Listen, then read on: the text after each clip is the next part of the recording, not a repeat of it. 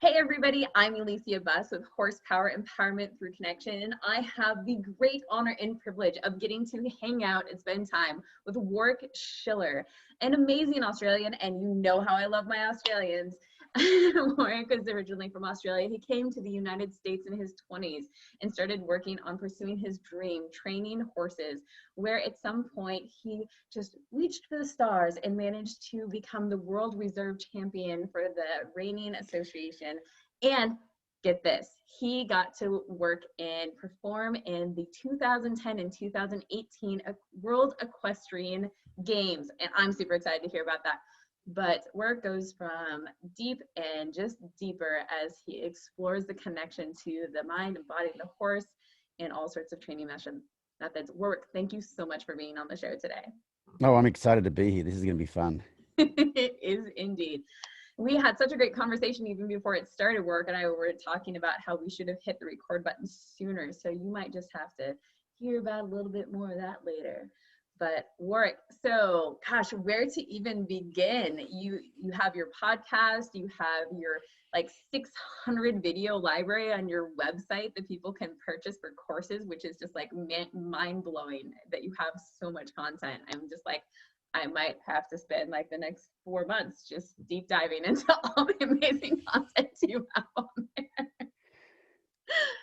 All that stuff came, I used to train horses. I don't train horses for other people anymore, but all that stuff came, I was training horses, and I would have either horses to start that came in or problem horses. And I was kind of an end of the line kind of a guy. Like, we've tried everything and it won't work, my rearing, bucking, bolting, whatever. And so those horses would come in and I would video them, like video the first day, video the second day, video the third day. And just because I, as a young trainer who was excited about learning stuff, I was, I'd buy DVDs back in the day, DVDs. Yeah, no, totally. And watch them like, yeah, but how did you get to that point? Like it was never like the beginning sort of thing. And so when I started making videos, I was like, this horse just arrived. Sometimes with video, I'm getting off the trailer, and you'd see the interaction between the owner and them or whatever. So, that's how I ended up with that much content. I wasn't, these days, I set out to make content. Like, I'm going to go outside and we're going to whatever. Whereas back then I was just doing my job and I had someone just videoing it while I was doing it. Sure. It wasn't hard to, it's not hard to rack up a lot of stuff if you're not going out of your way to do it. But yeah, no, that makes a lot of sense. And now you do clinics all over the place and you're a motivational speaker. Like, what was the moment when you felt like you just went from being like regular cowboy, enjoying spending time with horses, and all of a sudden you're like, I really have something here and I'm going to do clinics and I want to be a motivational speaker. Like, what was that? I didn't make that decision. That decision was made for me. In 2000, so my wife and son and I moved back to Australia in 2006, end of 2006, and we were there for 4 years before we moved back here. But in 2008, I went to I was presenting at a big horse expo in Australia, and I wasn't presenting as in I'm a presenter at a horse expo. I was on the board. I was really involved in the reining. I was really passionate about the reining at the time. And my wife and I were on the board of the association in Australia called Reining Australia, and at one of the meetings they said, "Oh, we've had a letter from Equitana. This is a big horse expo.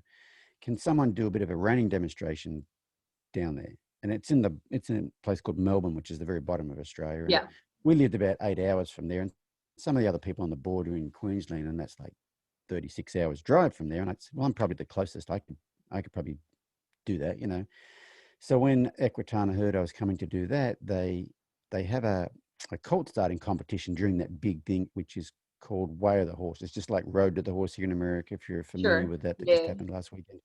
They asked me would I be the in-arena commentator, like talking about what's going on, not necessarily the presenter about all the, the technical, or not all the introduction to stuff, but color commentator, like in the football or whatever.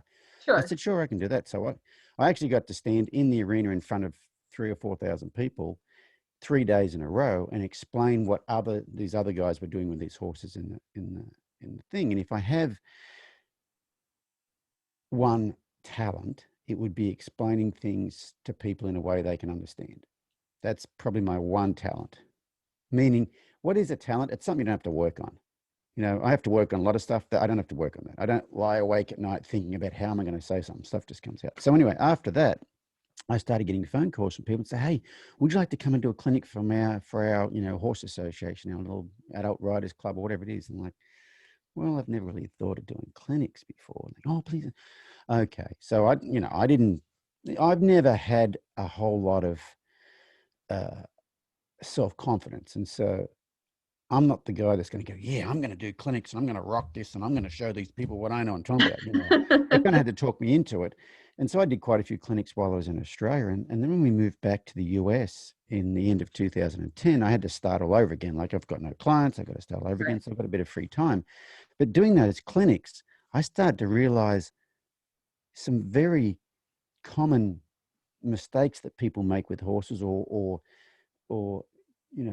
just common things that people do wrong or don't understand, that makes being around their horses really dangerous or hard work or whatever. So I wanted to share that. So I just started making some little YouTube videos, showing people how to do like simple stuff. This was not training. This is like how to hose your horse off without dying, just without dying. Like, if anybody's hosed a horse off, like, it can be very exciting, let me tell you. And it's not, it's not this amazing groundbreaking stuff. It was just simple stuff. But then, and at the time, YouTube, when you first have a YouTube channel, you can't put longer than a 10-minute video on there. They don't want, putting 3 hours of your cat chasing a laser pointer up and down the hall or something. And after a while, people said, "Hey, can you do longer videos?" I said, well, I can't on here. So, but we want longer videos. So, and when I was doing those clinics in Australia, people would say, "Well, we want you to make videos." I'm like, "You don't need my videos." And I would tell them, "This horse, you want to do the horsemanship stuff? I would buy this guy's DVDs. You want to do the reining stuff? I'd buy this guy DVDs. You don't need to get it from me. There's way better people producing content than me." So that's how all that went down. And then I just, like I said, I started putting these things on YouTube. That got bigger, not bigger, but people wanted longer videos, which I couldn't do on YouTube at the time. I could now because I've got bigger numbers. And so it caused me to start up an online video subscription library thing. That was just a little thing on the side at the time. And that has grown into my my main business. That's my main source of income. But neither of those two were things that I said, I'm going to put some videos on YouTube and get people interested. And then when they want more, I'm going to charge them for it. And then that's going to be, there was no business plan. It's just, this stuff fell in my lap. So yeah, no. Did you ever, so it sounds like, did you ever have like imposter syndrome? Like, because you kept referring people out to other people that you felt like better. Did you say did I or do I? Either. I yes on both. Yeah, I mean, yes on both. Yes on both. The vulnerable question. Yeah. So in present time, and then like there's this imposter syndrome. And so having that, how do you work through that? You know what? I'd say these days it's probably a little better these days, because I've got to meet people who I think are a big deal. And when you sit down and have a chat with them, they've got it too. So once you realize your heroes, or the people that you really admire at the top of their game or whatever, sit down and they're authentic and they're vulnerable and they tell you that, then you go, oh, well, it's nothing to worry about. Everybody's got it. So, but in the past, I tell you what, in the past, I think imposter syndrome is covered up quite well with false bravado. Yeah. And it kind of, passive aggressive is not the right term for it, but it kind of ends up with you being a bit, maybe a bit over the top sort of thing. You're just trying to, you're trying to talk yourself into thinking you're worthy. But I think a lot of this stuff just comes down to your own self-judgment. Once you clean out your demons, and it goes away after a while, but there's a lot of inner work that we can get into that I've done that really takes care of that. But there is no, if you've got imposter syndrome and you haven't done the work, I don't know what to do with it, because everybody has it, and those thoughts still come up, but I'm much more at ease with them, and I'm much more probably at ease with me, really. No, that's great. I really appreciate you sharing that work. And so that pops into my head a question in regards to when you work with the horses, because the work that you do with the horses is so profound. And I feel like it requires a person to be in alignment. You need to be congruent in order to get the kind of results that you do with the horses. So correct me if I'm wrong, but I would assume that when you step into that space with those horses, you are fully present, and that imposter syndrome is not able to be present with you in order to do the work you do. Yes, very much so. I mean, I do clinics, and I'll step in the arena at 8 o'clock in the morning, and I won't leave it till 5 or 6 o'clock at night, except to go pee, sort of thing. You know, sometimes I won't eat, drink, whatever. I'll go all day, and people are like, you must have an iron constitution. Like, you're tough. Like, I couldn't do that. I'm not tough at all. I cannot do anything for any length of time that I'm not passionate about. And when I am like doing a clinic and work, especially when I'm working with a horse or helping someone with a horse, I'm narrating moment by moment what I'm doing, what I'm thinking, all that sort of stuff. Well, you can't be 10 seconds behind or 10 seconds ahead. So that's one of the few times I'm really present. So I get in like the flow state doing clinics, and I'm just out there, and I don't, you know, I might fly from here to Australia, and then the next day, you know, well, you get to, when you fly from America to Australia, you get there at like 7 o'clock in the morning, but then I might have to drive somewhere, take some extra flights, whatever, to get from going. The next day I get up and I go, and I don't have jet lag. You know, I'm not hot, I'm not cold, I don't have jet lag, I'm not tired when I'm doing those clinics, because I'm just in the flow state. I'm in the present. It's one of the few, because I'm very in my head, have been all my life. So it's it's almost a peaceful place. I completely understand. You know, it's one of the few places I'm completely at peace, and that shuts this up, because if I did clinics to where they were just a demonstration of what I can do without narrating it, I could probably get a little bit of the imposter syndrome kicking in. No, not so much the imposter syndrome, but I could get not present. I could be 10 seconds behind. I could be 10 seconds ahead. I could be 10 minutes ahead. I could be thinking about, I wonder what that lady's thinking about me, or whatever. But when you're narrating it, you've got this stream coming out. Stream of consciousness, yeah. Yeah, you are in every moment. And it's like doing things like this. I do quite a few podcasts, and some of the guests I've had have been amazing. I got to listen to them later on, because I'm not talking and thinking about the profound thing that was in the last sentence. I'm just in each thing as it comes out. And I'll go back and listen to them later, and I'll listen to them several times, because there was so much cool stuff that I didn't get to masticate, you know? Yep, I do the exact same thing. Yeah, but asking about that, you know, when you're working with a horse, you have to be congruent. I've kind of got part one and part two to my horse training. I have in the last few years, I've realized I've spent most of my life in a shutdown state. Yeah. Very highly functional shutdown, where I had no emotions. So working with a horse, my inner landscape and my outer landscape weren't incongruent, because I had no inner landscape. You know what I mean? So if you are training horses for the public, it's actually quite a good skill to have, because they learn to not be influenced by that energy. So you can kind of hand the reins over to them, and they'll work for whoever presses the right button, because they don't listen to the other stuff. They just listen to the physical things. And so it makes very, very functional horses for other people. But I was at so I presented at a lot of horse expos, and I was at a horse expo in Madison, Wisconsin a few years ago. And at those horse expos, sometimes you're doing a demo in an arena with a horse, and sometimes during the day you might be in a lecture hall just talking to a group of people. And usually there's one of those a day at a lot of these horse expos. And one of the topics that I do, it's a talk I call Everything I Learned in Life I Learned from Horses. And over the years, it's, you know, every time I do it, it's a bit different than the last time, because it might be 3 months since the last one I did, and things have changed a little bit. But I did this one in Madison, Wisconsin a few years ago. And I kind of spit out some stuff. There was a room full of probably 100, 200 people. I spat out some stuff I probably hadn't ever spat out before. And afterwards, I was walking back to my booth, and I walked past Barbara Schulte's booth. I don't know if you've ever heard of Barbara Schulte. she's a mindset coach for equestrians. And I walked past Barbara's booth and she said, "How'd you talk?" I said, "Oh, I'm exhausted. Like I'm just wrung out." She goes, "Why?" And I said, "Oh, I kind of spit out some stuff that I haven't ever spat out before, maybe to anybody."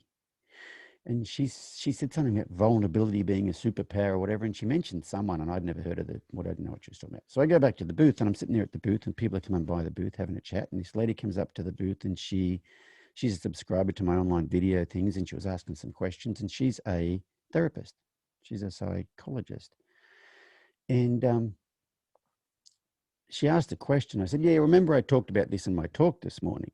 And she said, "Oh, I wasn't there. I just got here." And I'm like, "Oh." And then I told her about that. But then I told her about being exhausted. She goes, "Well, Brene Brown says that you know, shame is the scourge of society and vulnerability is the antidote to shame." I'm like, "Wow, that's profound. Do you know Barbara Schulte? Come over here. I want you to tell Barbara. Barbara, this is Megan.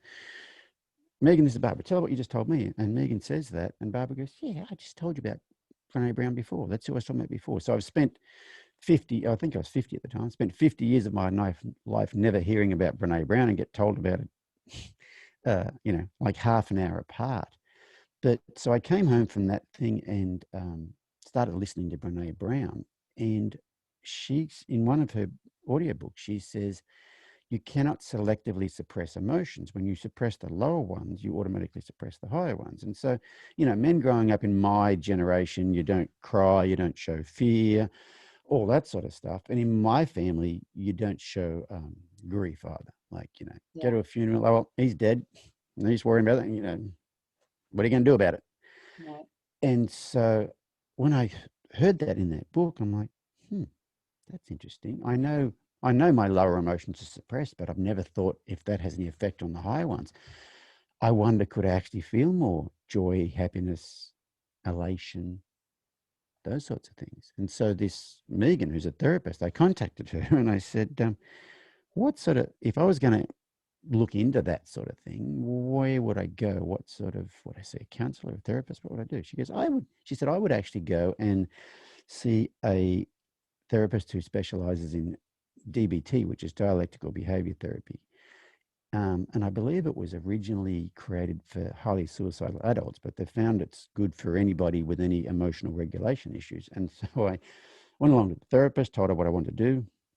And she said, "Oh, yeah, this will be easy. We also have group therapy at nighttime, but you don't need that." Anyway, after about 3 months of going to these one-on-one sessions and we're not getting anywhere, she goes, "You know what, you probably should come to the night ones too."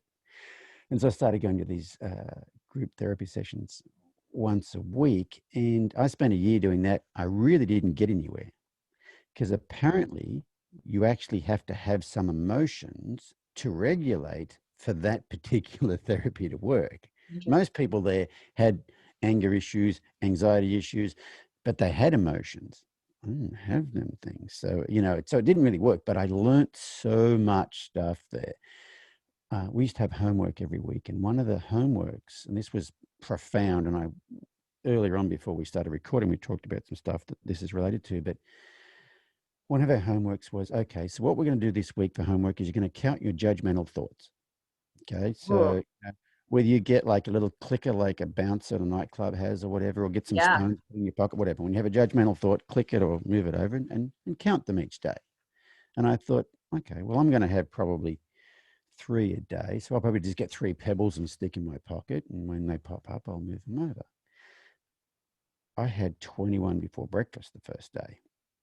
And the thing that I found about counting judgmental thoughts is you become aware of how many of them you have, number one.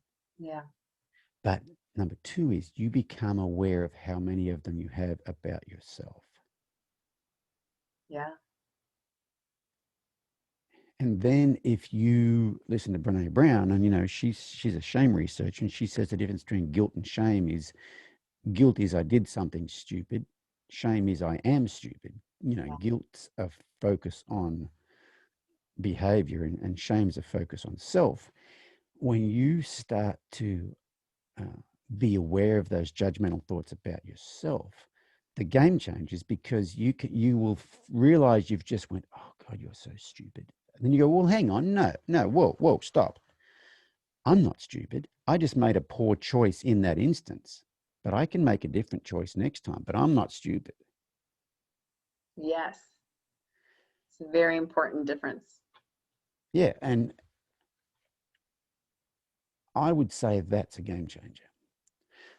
That didn't help me get emotions, but that's a completely different thing. But that realizing how much negative self-talk you have, like, is the start, I think. You know what I mean? Because it's there below the radar and it's there all the time and it's there, and you don't know it's there. And so it's, you know, it's like having a silent group of enemies standing around putting shit on you without you being able to hear them, but they're influencing, you know what I mean? And so, yeah, I think that was, I'd say, a turning point for me in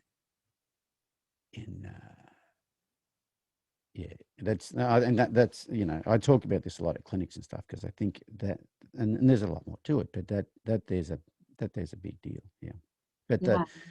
the not having emotions, though, I mean, you know, I did dialectical behavior therapy for a year. That didn't really work. I did some EMDR that helped a little bit. Did you I do the did, EMDR with horses at all, or no, just in an no, office setting? just Because in there an are office some setting. people out there that do EMDR with horses. Yeah, we've got a friend of ours who does, I don't know if she does EMDR with horses. Is that my phone? I never have my ringer turned on, and for some reason my ringer's on. Okay. And I did a session with a lady we know that does, well, it's not EMDR with horses, but it's equine assisted therapy, and that was pretty interesting. But then I did some EMDR. That was kind of helpful. I also did some work with a somatic experiencing therapist. That was quite helpful. But somewhere in there, I went to Florida and did a 3-day ayahuasca ceremony. Ooh, tell us about that. That, golly, scariest thing I've ever done, worst thing I've ever done, best thing I've ever done. But it's like that ayahuasca just opens you up and you just stare into the black hole. And you know, all the stuff about yourself you don't like and all those things that you don't even know you don't, it's revealed to you. And it's pretty interesting.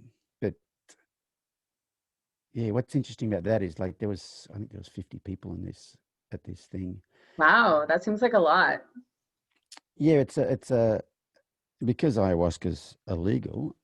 This is it's a religious ceremony. So you join this church called the Soul Church of Mother Ayahuasca, and it's because you're now part of their religion, you can actually receive this sacrament of the ayahuasca. And they have a shaman from South America that comes up and does the whole thing, and everybody there is a therapist. Everybody that facilitates is a therapist, and you have, you know, and you've got a month of homework to do before you go there. This is not a party drug. This is some Yeah, serious. it's a serious thing. You've got a lot of work to do before you go there. You've got to change your diet for probably 2 weeks before you go there, and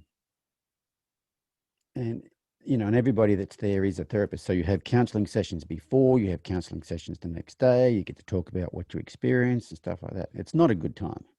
I mean, it is a good time, but it's not. You're not going there to get your rocks off, sort of thing. You know? Yeah, no, it's not for fun. You're like, what am I It is gonna do this weekend? I'll take not. some ayahuasca and like journey to the depths of the darkness of my soul. It'll be fine. Yeah. And so I think that was a bit of a quite a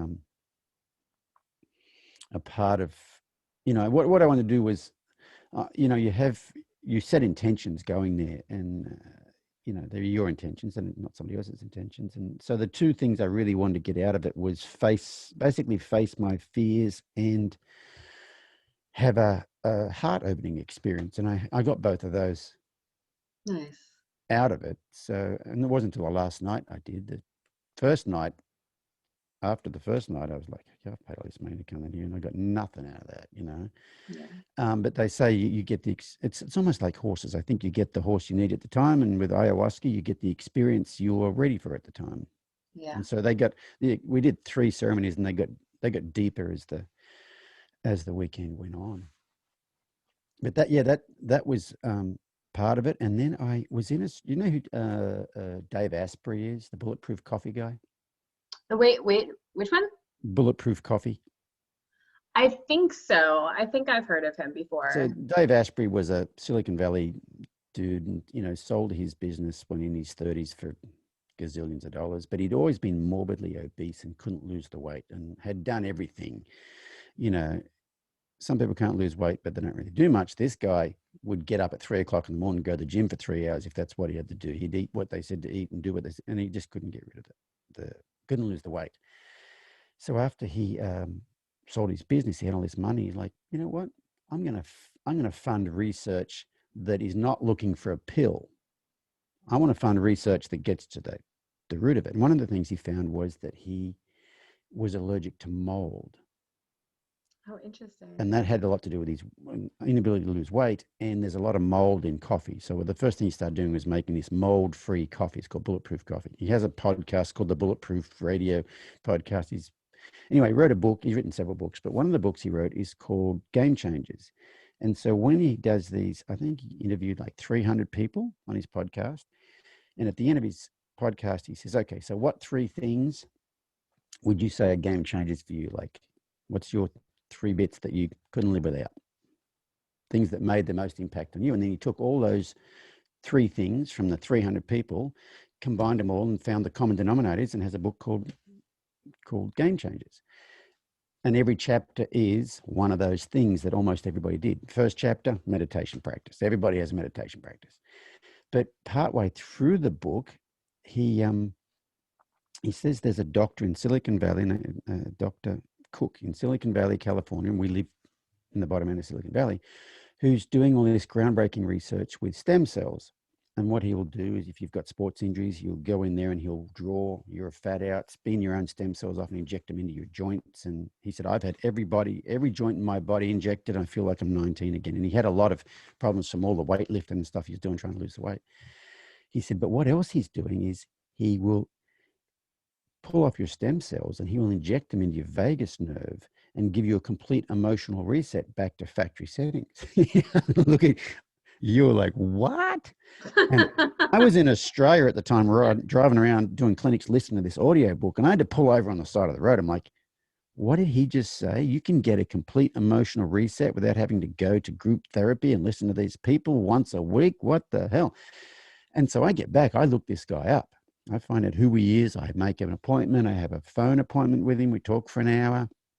And that injecting your stem cells in your vagus nerve and having an emotional reset, it's called a stellate ganglion block is what it's called. Interesting. But he said, and he asked me lots of questions. He said, based on what you've told me, we're not going to do that. We're going to do something different. We won't do the stem cells, but I can help you. We'll do something different. So I make an appointment. I go in there. We have another chat for about an hour, and this dude's fascinating. We're sitting there chatting, and his cell phone beeps at him, and he kind of looks at me and he goes, can you excuse me for just 1 second? He goes out in the hallway, and he's on the phone, and it sounds like he's talking to his kids about a TV show. Someone about a TV show, but he's talking about a TV show. Maybe someone, I don't know what he's talking about. Kind of like water cooler conversation. Yeah. Then he comes back in, and he's got this odd look on his face, and he sits down and he looks at me, and I'm like, you okay? He said, have you ever watched the TV show House? Have you ever seen House? I know of it. Like I think I watched maybe like 10 it's like minutes this ever, it's but this like yeah, it's this doctor, and he's brilliant, he solves the unsolvable sort of thing. Right. And but he's addicted to Vicodin, and so he's basically a drug addict doctor who's got a very sarcastic wit. But anyway, so he looked at me and said, have you ever watched the TV show House? And I'm like, yeah. And he said, so HBO is creating a new show, a series like that, but it's based on me.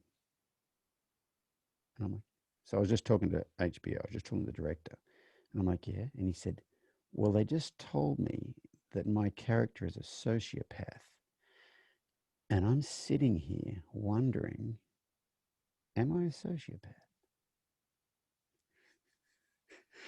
It was pretty cool. But anyway, we had this conversation, and the reason he was thinking that is because the reason he knew what he was going to do for me is because he's been shut down all his life too.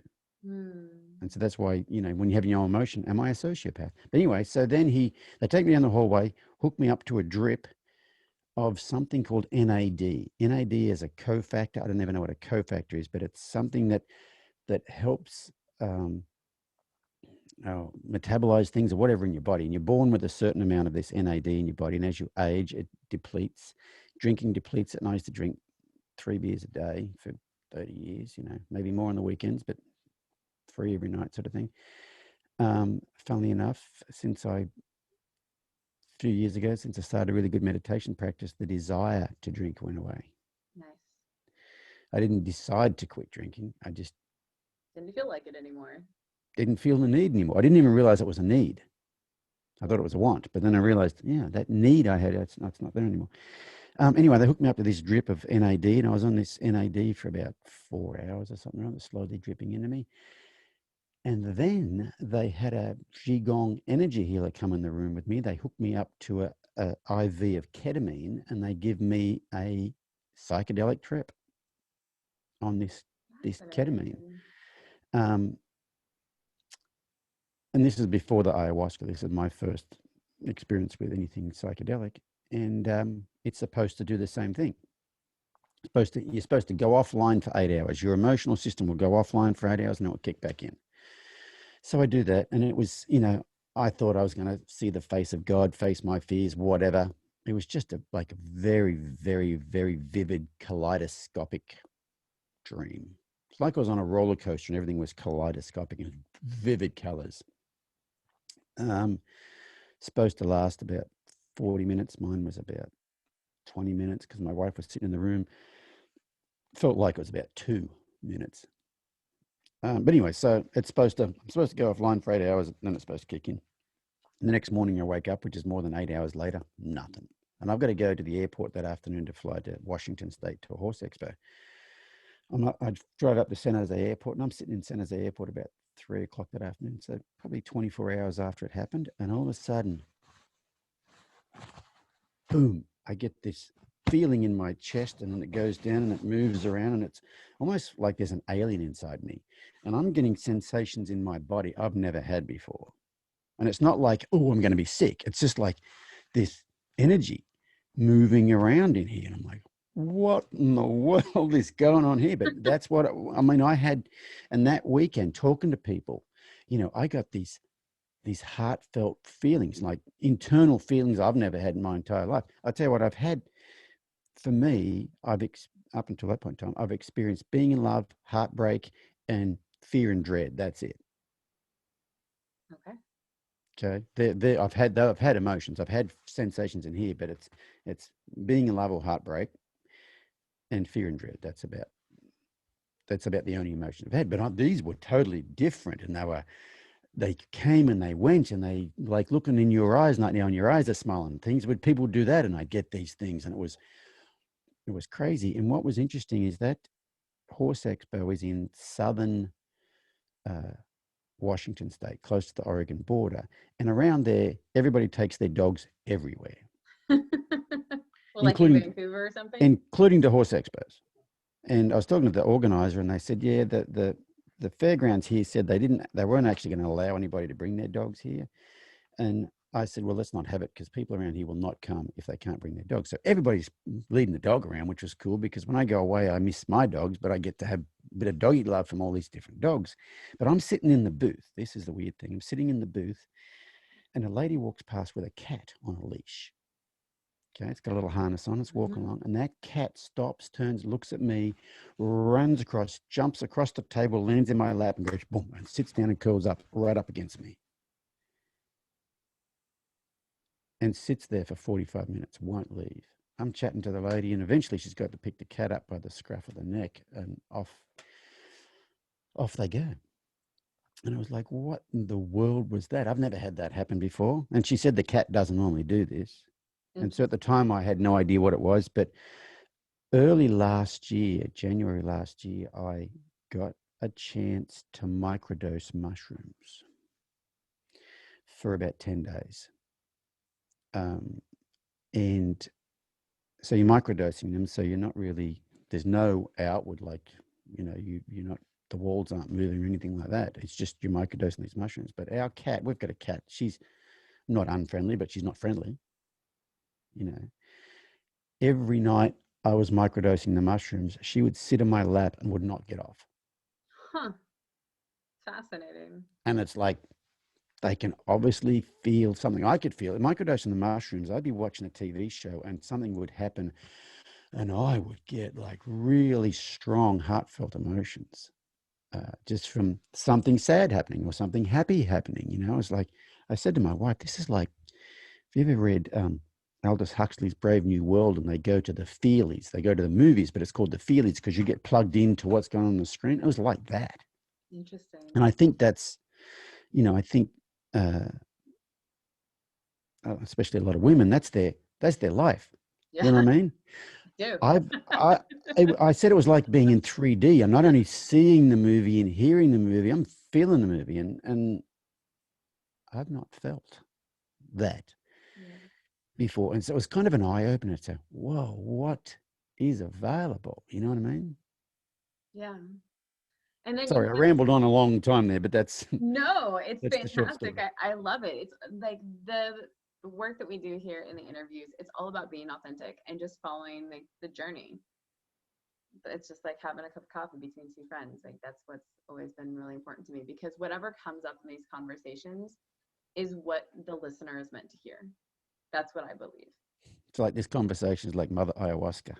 Yeah, exactly. Yeah. It's just like whatever that person is meant to hear at this particular moment in their journey, that's it. And they'll take it. Go. Whatever. Yes, all that stuff was interesting to me because, you know, I grew up in rural Australia and very kind of strict sort of, you know, and people who took drugs were bad people. And I am really convinced that psychedelics in the right circumstances are the future of mental health. There's a lot going on in that realm right now. I know that in Oregon State there in the US, they're working towards legalizing psychedelics. I don't know if there are other states that are currently doing that as well, but I just, having been a Washingtonian, I heard about that in my travels. And it's really fascinating, and talking to different people that are like psychedelic practitioners, basically, like that they help people through coaching, mental health, through psychedelics, like your journey that you're expressing to us right now.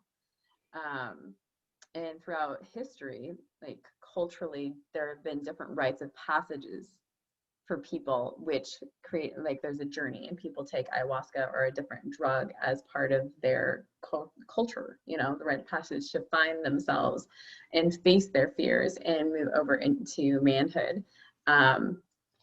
I don't know if they do the same sort of rites of passages for women in that regard. I'm not as well versed, but I do remember hearing that. And it's interesting because in this day and age, I don't know what it's like in Australia, but in the United States, we don't really have rites of passage so much anymore. I mean, other than like, yeah, you can have your driver's license when you're 16 and vote when you're 18 and drink when you're 21. But there's not something that's like really solid in the internal world of what you're experiencing and proving yourself. Yeah, we talked about this before we started the podcast, but whatever we're on, what are we on? Blogcast. Okay, thank you. Last year, I went to a 3-day men's emotional resilience retreat, and it was led by a former serviceman. He spent a number of years traveling around with Tony Robbins, doing all this stuff on stage with Tony Robbins. He's done a deep dive into like Gabor Mate's grief work. And it was an amazing weekend. But he started out the weekend saying, in our society, men do not have a rite of passage into manhood. And we basically spend the rest of our life being adolescents. We haven't made that boy to man, that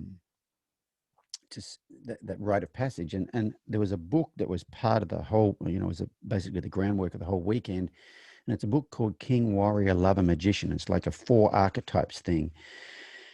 And it's called The Hero's Journey. Yeah. But so what the king does, the king is the visionary, and he does things for the good of all. You know, the warrior, he's the doer of deeds.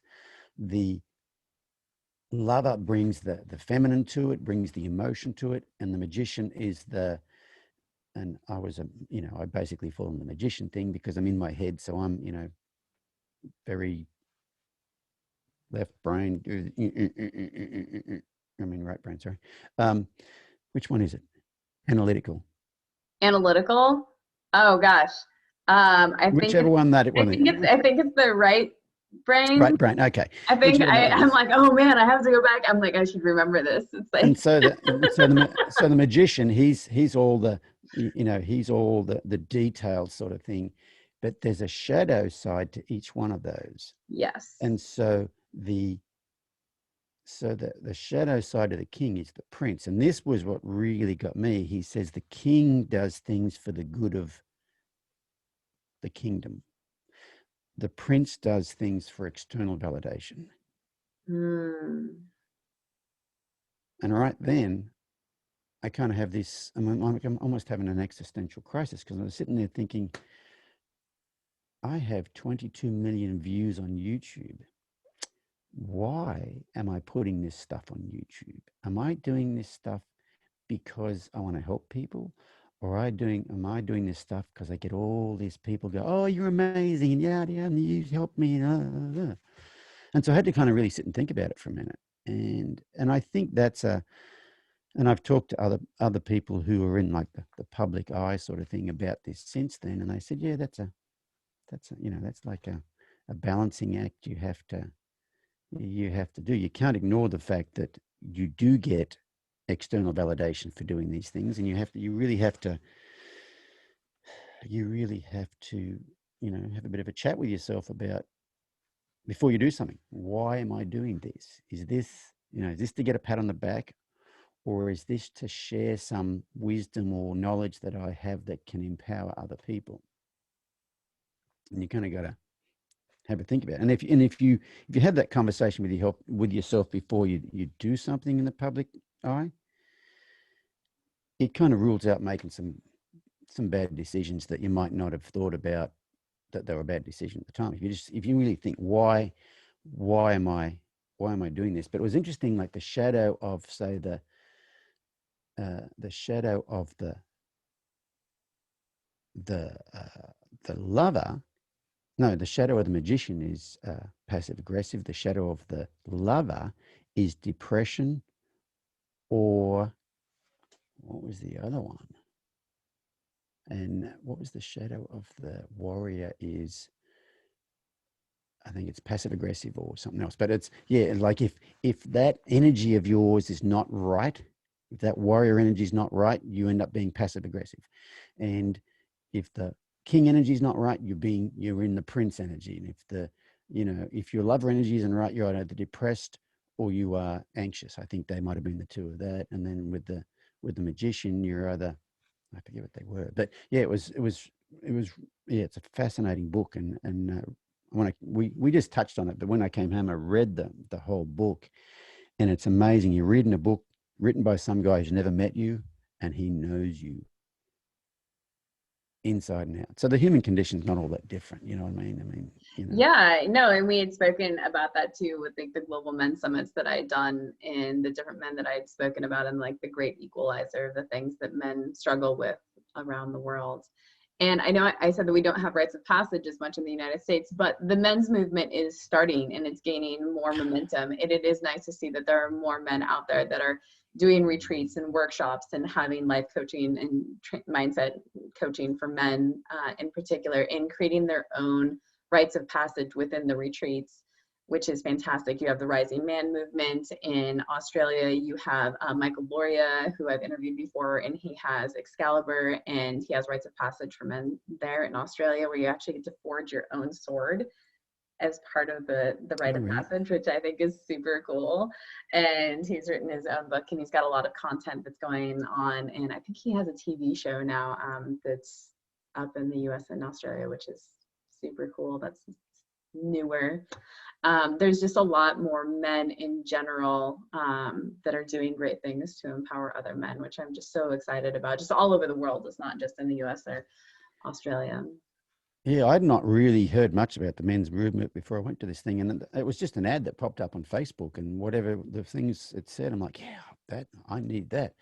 But what I learned there is that, and if any women aren't very familiar with this stuff, you probably think, oh, that's what are you teaching, toxic masculinity or something or other? But really, toxic masculinity is the king energy all wrong. The Yeah, the, I the like to king think of energy it has a more lot of, sorry, go ahead. immature.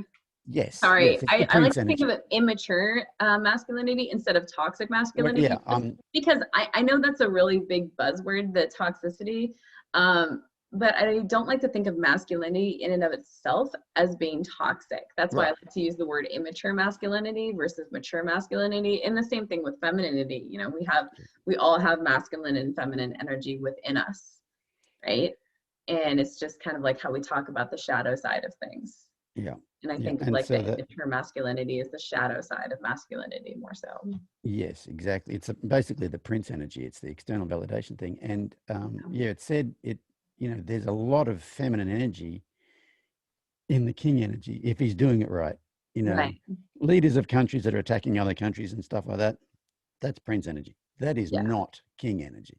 And so yeah, it was pretty cool. And if there's any men listening to this who haven't looked into this stuff, I've done some therapy. All my therapists have been women, nothing wrong with that. But the thing about going and seeing a therapist, whether it's a man or a woman, like I said, all mine have been women, but you're sitting in a room, I'm sitting in a room with a woman, and I'm being very vulnerable. I'm spilling my guts about what I am comfortable spilling my guts with her about. And she's sitting there nodding very nicely, but she's got no skin in the game. Yeah. We went to this, it was actually a 3 and a bit day, a men's emotional resilience retreat, but we got there Thursday afternoon. We have dinner, we meet each other, we have dinner Thursday evening, and then we go into the living room. It was in a big cabin up in the mountains, and we go in the living room, and Joshua, who's running the whole thing, he sits down, he goes, okay, so what we're going to do is we're going to go around the room, and even though we've met, you're going to introduce yourself, tell us your name, and tell us something that rhymes with your name, just so we can remember your name. And then I want you to tell us something you're ashamed of you've never told a single person in your life. I'll go first. And then he spits out some stuff, and I'm like, holy shit. And then so this is the first thing, you go around the room and you start, and that's the beginning of it. And once you go around there, and then he goes, anybody want to go for round two? And you go around again. I didn't do round two, but it starts out getting where everybody's got some skin in the game and everybody's vulnerable, and it builds on that, and it just builds and builds and builds. And there's something about being in a room full of men who, and spilling your guts to them, and they've spilled their guts to you. And there was 7 of us, I think. One of them is he's an author, podcaster, world renowned couples. He's not a therapist, but a couples Coach. coach. Yes, there was one guy there who's a former UN hostage negotiator. There's one guy there he's a filmmaker, and he's on the he's on the artistic side of things. So we've got a group of diverse men. And then there's me, and I think my problems are totally different than anybody else's. But when it comes down to it, we all had the same fears. And that was probably the most profound thing about the weekend is like, oh, I'm not alone. Yeah. Me too. It's not. Yeah, absolutely.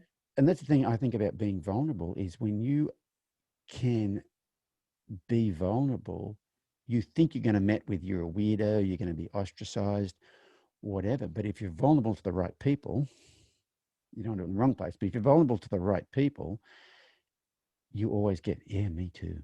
You get community, you get Yeah. that, you don't get separation, you get connection.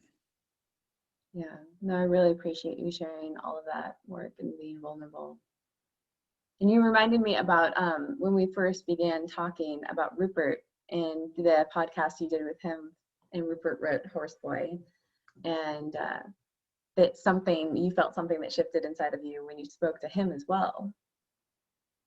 Yeah, so Rupert Isaacson wrote The Horse Boy. He has a son who's autistic, and he took him to Mongolia, to the shamans in Mongolia. And, he wasn't trying to fix his autism like there's anything wrong with him, but he was trying to help him with some of the issues he had with it. There was incontinence, and there was no connection with other kids, and there was also, tantrums. Yeah. And so he went to Mongolia, and if you've read the book, it's amazing. But he went to the shamans in Mongolia, and the shamans in Mongolia said, you need to take 3 more healing journeys with other shamans. And he ended up going to the Bushmen of the Kalahari. He went to some Australian Aboriginals in the Daintree rainforest. And he went to some Navajo healers in Arizona. And so I had Rupert on my podcast, and the guy, he is one of the most profound human beings I've ever spoken to. It was amazing.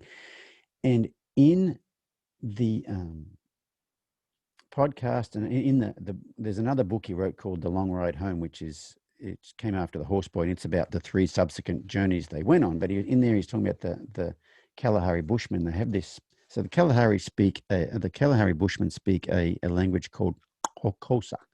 It's got a click, Osa. And they have this spot on them that they pull the bad juju out, and it's called a hong spot. Okay. Now, I don't think he mentioned where it was, but he said the hong spot. Anyway, while I was doing this podcast with Rupert, I had something happen in my body. I had a feeling like an emotion. So like something you would feel in the front of your body, but it was between my shoulder blades, right here, like right where my neck attaches to my torso. It was weird. It started out like an emotion there. And then a couple of days later, it kind of just turned into like I'd cricked my neck, but it started out as an emotion. It was the weirdest thing. It's like having an emotion in your toe. You know what I mean? Anyway, so I messaged Rupert, and I said, I thanked him for the podcast or whatever. And I said, you know what? I had something shift inside me when I was talking to you, and I don't know what the hell it is. He goes, well, what happened? And I told him I had an emotion that came out the back of my neck between my shoulder blades. He goes, oh yeah, that's the spot. Like if you've ever done a meditation where you, one of the meditations I will do is when I breathe in, I imagine breathing in my third eye and out the top of my head. Then it comes in the top of my head and out my throat chakra, in there and out there. Fascinating. Out my heart. But there's this portal at the top of your head thing. Well, the shamans, the Bushmen don't think it comes in and out there. They think it comes in and out there. That's the spot where that energy goes in and out, which I didn't know this when this thing happened, but I tell Rupert later, and he goes, that's that spot. That's where good things go in and bad things get sucked out of. And it happened during the conversation with him. And what was funny is 2 days later, I was outside washing the horse trailer, and by this point in time, it felt like I was kind of out, and you're a body worker, you might be telling me what this was. It felt like I'd slept wrong. And then all of a sudden I bent over and it dropped, and it went down, hit me in the lower back, and my back, I was screwed. I couldn't walk. When your lower back goes out. Yeah. Mm-hmm.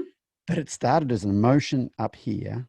Then it turned into like something was out of whack there. And then boom, it was, I'm not going to say it's weird. It was what it was. That's how it goes these days. But well, it's like your emotional center, like your chakra is like in your stomach, right? And then it comes out your low back. So so the emotions are there, and then it went to the center of your like emotional body. Yeah, it's interesting. But yeah, Rupert Isaacson was, talking to that guy, it was just, I've had so many people contact me about that podcast and go, but blah, blah, blah, blah, blah, like, yeah, it's life before talking to Rupert and life after talking to Rupert. And even people have said there's life before listening to Rupert on the podcast, and like they didn't talk to him, but he is just one of those people, and I'm so fortunate that they kind of, the universe pops them up in front of me and I get to interact with them. So it's pretty cool. No, that definitely is cool. I'll have to take a listen to it because I did do the Horseboy One training with Rupert years ago. And so it'll be fun to listen to him. And now I'm like, oh, I need to reach out to Rupert and see if he wants to be on my podcast. And that would be really fun to reconnect. Yeah, I was lucky to get him on because I think he'd had a bit of a separation from the public space for a Oh, while. I think it all got a little bit too interesting. much. Yeah. So he took a step back. But there's a lady that follows my stuff who has uh, an equine assisted therapy, two equine assisted therapy centers here in California that deal specifically with autism. Yeah. And she follows my stuff. And she said, you know what? You should really. Oh, she sent me the book, The Long Ride Home. So people send me books all the time. They'll show up in the mail. I'm like, oh, someone sent me a book. That's really cool. So I've got some amazing books. But that one showed up. I'm like, oh, whatever. I'll get to that. Looks like a good story. And then, a couple of weeks later, she messages me about, I forget what she messaged me about. And then She's she like, said, did you read the book? she may have mentioned that, but she wasn't checking up on me to see if I'd read the book. But she messaged me about something. And I said, no, I haven't read it yet. She goes, you know what you should do? You should watch the movie The Horse Boy. So I'm like, okay. I watched the movie The Horse Boy. And I'm like, I got to talk to this dude. So she hooks me up with him on WhatsApp. So yeah, he agrees to come on the podcast. So then I'm like, okay, who is this dude? He's the guy that had the book The Horse Boy. Then I start looking into all things Rupert Isaacson. Oh God, it's like now I'm scared because this guy's a way bigger deal than I thought. He was just the guy that they made a documentary about, blah blah. And what funny. I'm a huge Brene Brown fan. If you've listened to Brene Brown's I have. books, I love her. I she finally talks listened about to her. Yeah, this last trip. my friend Kristen Neff is his ex-wife. She's the mother of the horse boy. So there's like all my worlds just got kind of tied together at once. But when I researched a bit more about him and realized, holy cow, this guy is, I thought he was just the guy that did the movie. And I went to Mongolia January last year with my son, and we crossed parts of the Gobi Desert in the dead of winter on camels, Wow. staying in nomadic tents with nomadic herders every night. It took us Amazing. 10 days to do. We crossed about 300 kilometers of the Gobi Desert. And so what I really wanted to talk about was going to Mongolia with your son sort of thing. It wasn't really, about all of this other stuff. And I have a huge interest in the Kalahari Bushmen too. So that's what I Yeah, wanted to know about. I wanted to know about that stuff as well. So, but there was, like Rupert is banned from Botswana because he helped the Bushmen there. He took the Bushmen from the Kalahari who had been dispossessed of their land. He took them all the way to the UN and got this court case to where they were given their tribal lands back in Botswana. And that's so awesome. the Botswanan government has banned him from going to Botswana again because they lost all this land to the Bushmen. Like Wow. Rupert's a big deal, you know what I mean? Yeah, And that's awesome. I didn't realize that before I got him on the podcast, but having him on there, like he's a big deal, but not because of that anymore. It's just like the guy is just so wise. Yeah, just amazing human being. That's Oh, I know fantastic. what I was going to tell you. So um, I get Rupert. We're recording this podcast thing. The conversation is going splendidly. We are an hour in, and I've got the platform that I record my podcasts in is called Squadcast, and it's 4 podcasts. There's 2 channels, like his channel and my channel, so we can adjust the mics and stuff later on. And it's like a split screen. We can see each other just like we can here. Yeah. The video is not recorded, just the audio. Okay. And let's say we've got to stop for a reason. I'll press stop, and then it'll come up and it renders that section. You can see it's there. You could play it back right then if you wanted to, or you can keep recording, whatever. So we're chatting away. After about an hour, all of a sudden, bloop, the whole thing kind of dies and crashes, or he can hear me, but I can't hear him, or something or other. And then the hour-long conversation we've had, instead of rendering, it goes into this spinning wheel of death, where it's not there, and I've got to wait for it to think. Anyway, we can't get this thing working. We spend probably an hour getting it working again, and we restart the whole thing. And I say, oh, I'm sorry, Rupert. He goes, oh, that's perfectly normal. He said, I said, what do you mean? He goes, I said, I don't know what happened. He goes, oh, I know what happened. He said, we have taken film crews to video shamans healing people, and you ask them, can you? And some of them say no, but some of them say yes. But some of them that say yes say, you can try and film this if you like, but a lot of times perfectly good cameras will go dead, or they'll film and there'll be nothing on it. There's something about this energy that interferes with electronics. Mm-hmm. And if I go on that Squadcast platform and I go to the first recording of Rupert Isaacson right now and click on it, it's still in the spinning wheel of death. Craziness. It's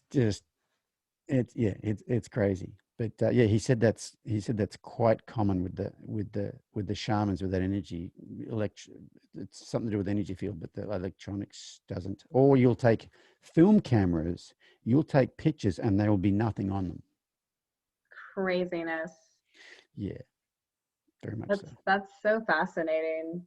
And then you and I have another mutual friend who I'm going to be interviewing here on Tuesday, Nishan Cook.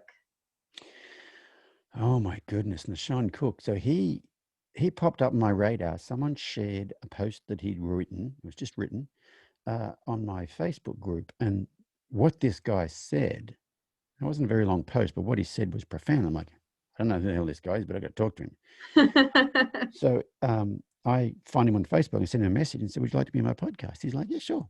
So I get him on the podcast. I know nothing about this guy.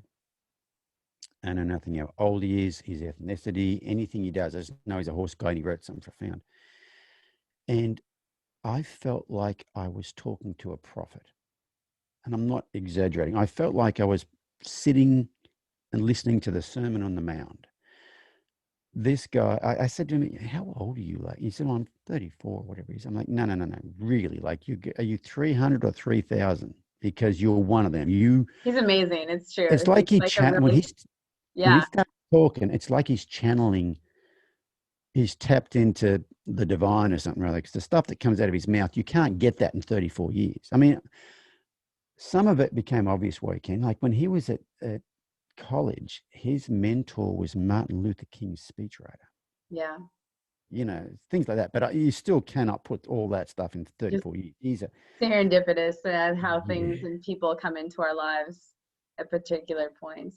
It's just remarkable. And speaking of that, your own journey in regards to connecting energy, like with horses, like being like your own training with horses, what was that like, your evolution? Yeah, there wasn't really an evolution. There was just a stepping off a ledge. My wife bought about 5 years ago, my wife bought a reining horse, and he was a superstar athlete, but they couldn't, what we would call in the reining world, get him shown, which means you can do all this stuff, but it doesn't quite work in the show ring. Okay. And it was because he'd like spook at the judges' chairs and things like that, you know.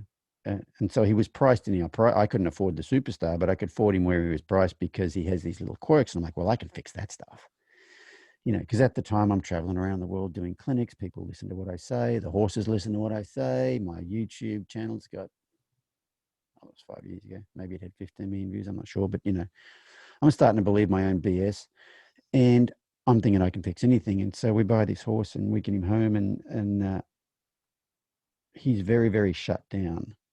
And the reason he has problems in the show ring is because he carries a level of tension that doesn't allow him to be fluid, and that prevents all this athletic ability from coming out. And I can't do anything with him. I mean, I can do anything I want with him as far as obedience, but as far as getting him to turn loose of that tightness that he had, nothing I had been doing that worked with every horse I'd ever worked with this horse. And so I didn't beat a dead horse, so to speak. I didn't keep trying because I can't help him. So I'm going to step away from trying to make him any different, leave him as he is, and see if I can figure some things out. And he kind of got me open to, I wouldn't say new stuff, because I'd always been learning stuff. You know, it's a process. You know, something you do this year, you might change it next year because you see a better version of that. You're always updating different techniques and different things you do. Sure. But I think all of that, I was always looking for more techniques to create more obedience. and Yeah. obedience was I not love the one of your answer. quotes that I read, that it's a direct correlation to this, that is, light is responsiveness, but soft is mentally good with it.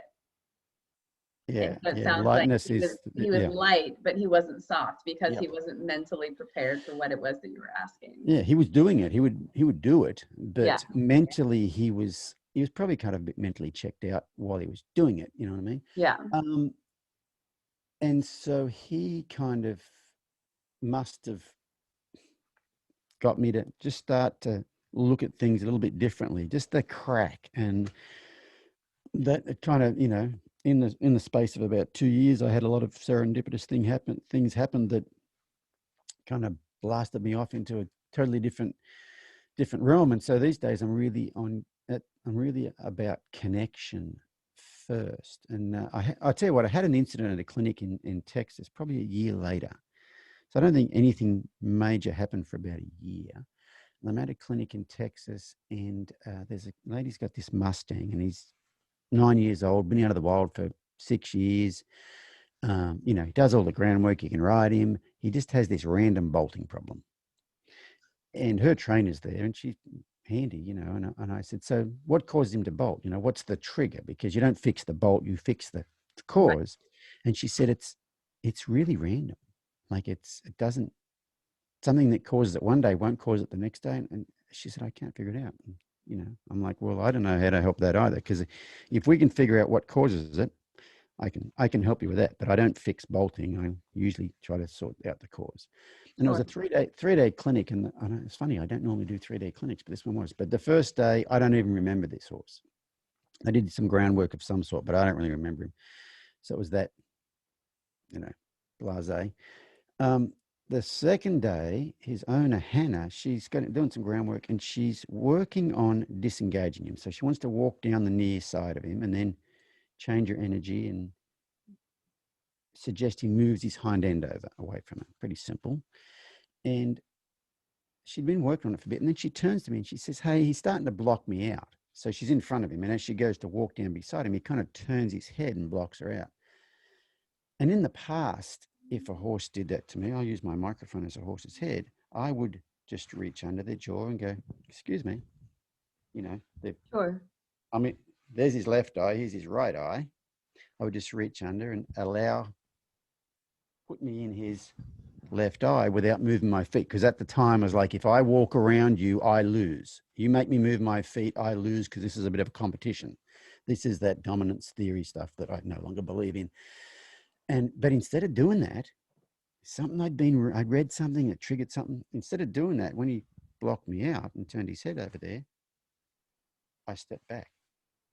I stepped back to say, I saw your concern. I see you. And I waited there until he showed me some sign of relaxing, whether maybe he stopped blinking. When horses get tense, their rate of blinking slows down, and maybe he got the stares, or maybe he'd gone internally, his ears didn't move. Maybe I waited for one ear to move. I don't know what it was, but I Yeah. stepped back Something. until he felt better about it. And then I went to walk down there again, and he blocked me out. So I stepped back to my original position and waited for him to relax. And I did that for, it's probably 5 or 10 minutes, just acknowledging, not fixing, but acknowledging that he was telling me he was slightly concerned about me going down there for whatever reason, I don't know. Yeah. But after 5 or 10 minutes, I can walk down that side of him, and he doesn't block me out. I'm like, okay. Now he's been ridden for 6 years, so I figure I could touch him with not too much problem. So I just reach out to put my hand on his neck, just in front of his wither. And as I do, his head raises very slightly, like maybe a quarter of an inch, but he tenses up very slightly. So I took my hand away and stepped back and basically said, I saw that too. And at this point in time, I've got no idea what I'm doing. This is kind of maybe intuition at this point in time, but I got no idea what I'm doing. That's a feeling. Yeah. So I do that for, I don't know, 5 or 10 minutes. And after 5 or 10 minutes, I can walk around the front of him, walk down the side. He doesn't block me out. I can touch him on the neck. He doesn't block me out. So I'm like, okay, so now I'm going to disengage him. And I bet if I disengage him once and then go back to the front and walk down the side, he'll block me out because he doesn't want us disengaging him for some reason. So I disengage him, and he does that fine because he's been taught how to do it. I go back to the front. I walk down the side. He lets me disengage him. I thought, well, I'm just going to do it again. I walk down there, disengage him. I do it 10 times and he won't block me out. And I'm like, well, I wonder what the hell that was, because he was kind of saying, I don't want you to disengage me. But then when I was disengaging him, he didn't say, I don't want you to disengage me. So maybe disengaging wasn't the problem. You know what I mean? I'm kind of like, I wonder what that was. So I hand him back to Hannah, his owner, and she said, what do you want me to do? And I said, oh, I'd just hang out. Just let him process that for a minute. I go out and helping someone else. And about 10 minutes later, there's a collective from everybody in the clinic. And I turn and look, and this horse has, boom, his knees are buckled and he's gone down on his belly and he's snoring little dust clouds. His head's straight up and down in the dirt. He's on his belly with his legs underneath him, snoring little dust clouds. Then he has a roll, gets up, shakes, and then boom, down he goes again. And I said to Hannah, is that normal? And she looks at me and she says, I've had him for 6 years and I've seen him lay down once. And he was way out in the pasture. And when I showed up on the horizon, he jumped up. But no, he doesn't ever lay down. And I'm like, well, I don't know what just happened, but something happened just then. Yeah. I have no idea what I was doing, but something just happened. Anyway, at the time, I used to have a morning group and an afternoon group, and she was in the morning group. And this was about 10:30, and he slept for about an hour and a half till lunchtime. We had to wake him up. Lots of processing for him. Takes him, puts him back in the stall, comes in the next day for the morning group at 8 o'clock in the morning. And she said, what do you want me to do? And I said, just hang on to him and see what he does. She holds on to him. About 20 minutes later, boom, down he goes and sleeps for 4 hours, does not move. Horses are cantering around him, the loudspeakers going, people are clapping. He doesn't move. He's unconscious. And so I knew from that something happened. What happened? I don't know what happened. But something happened. Anyway, so I came home and I thought, well, I'm going to look up sleeping habits of horses and things like that. Well, we all know horses can sleep standing up and they sleep laying down. But what I didn't know was horses can only have a light sleep standing up. And in order to get enough REM sleep, to get that deep restorative sleep that we need, they have to lay down. How interesting. I didn't And actually realize that. in order to lay down like that, they have to feel safe. Yeah, that I didn't know. And so I realized what I'd done was I said, I see you. I'm present enough here. I saw that little level of concern and I told him enough. And finally he's like, if you see that, you'd probably see a predator. So I trust you enough to, down he goes. The end story of that is that was 4 years ago and he hasn't bolted since. Wow. So that was one of those things that was the first thing that happened from, I wasn't doing things differently, but I was looking for things. I was searching for things. And I think that was from an article I read. Yeah. I forget who wrote the article, but and it didn't tell me what to do with a bolting Mustang at a clinic that blocks you out when you got to disengage them. But it was about It wasn't that specific? No, it was about listening to them when they tell you they have a slight bit of concern. Instead of trying to fix it, it was listening. And so that became that was the start of the connection stuff that I do now. It's all about listening. It's all about, and I've really got into polyvagal theory the last couple of years, and that explains why these things work like this. It's because it's that attunement, which Daniel Siegel, who's a UCLA professor of psychology, has written some really good books. He calls the sense of being and seeing, being seen and being heard. And there's a trauma therapist from Canada I know named Sarah Schlotti, and she goes one step further. She says attunement is the sense of being seen, being heard, feeling felt, and getting gotten. And all mammals seek that. And like the core of everything I do right there. Yeah. And so I think the universe kind of aligned those two things up for me to give me the big slap up the side of the head. Because quite frankly, my life's not been the same since. Because when you see that, you can't unsee it. That's the first time can't go back. It's the first time I've ever affected a change in a horse where I didn't teach him the change. I didn't train the change. I didn't correct anything. It was not correction, it was connection.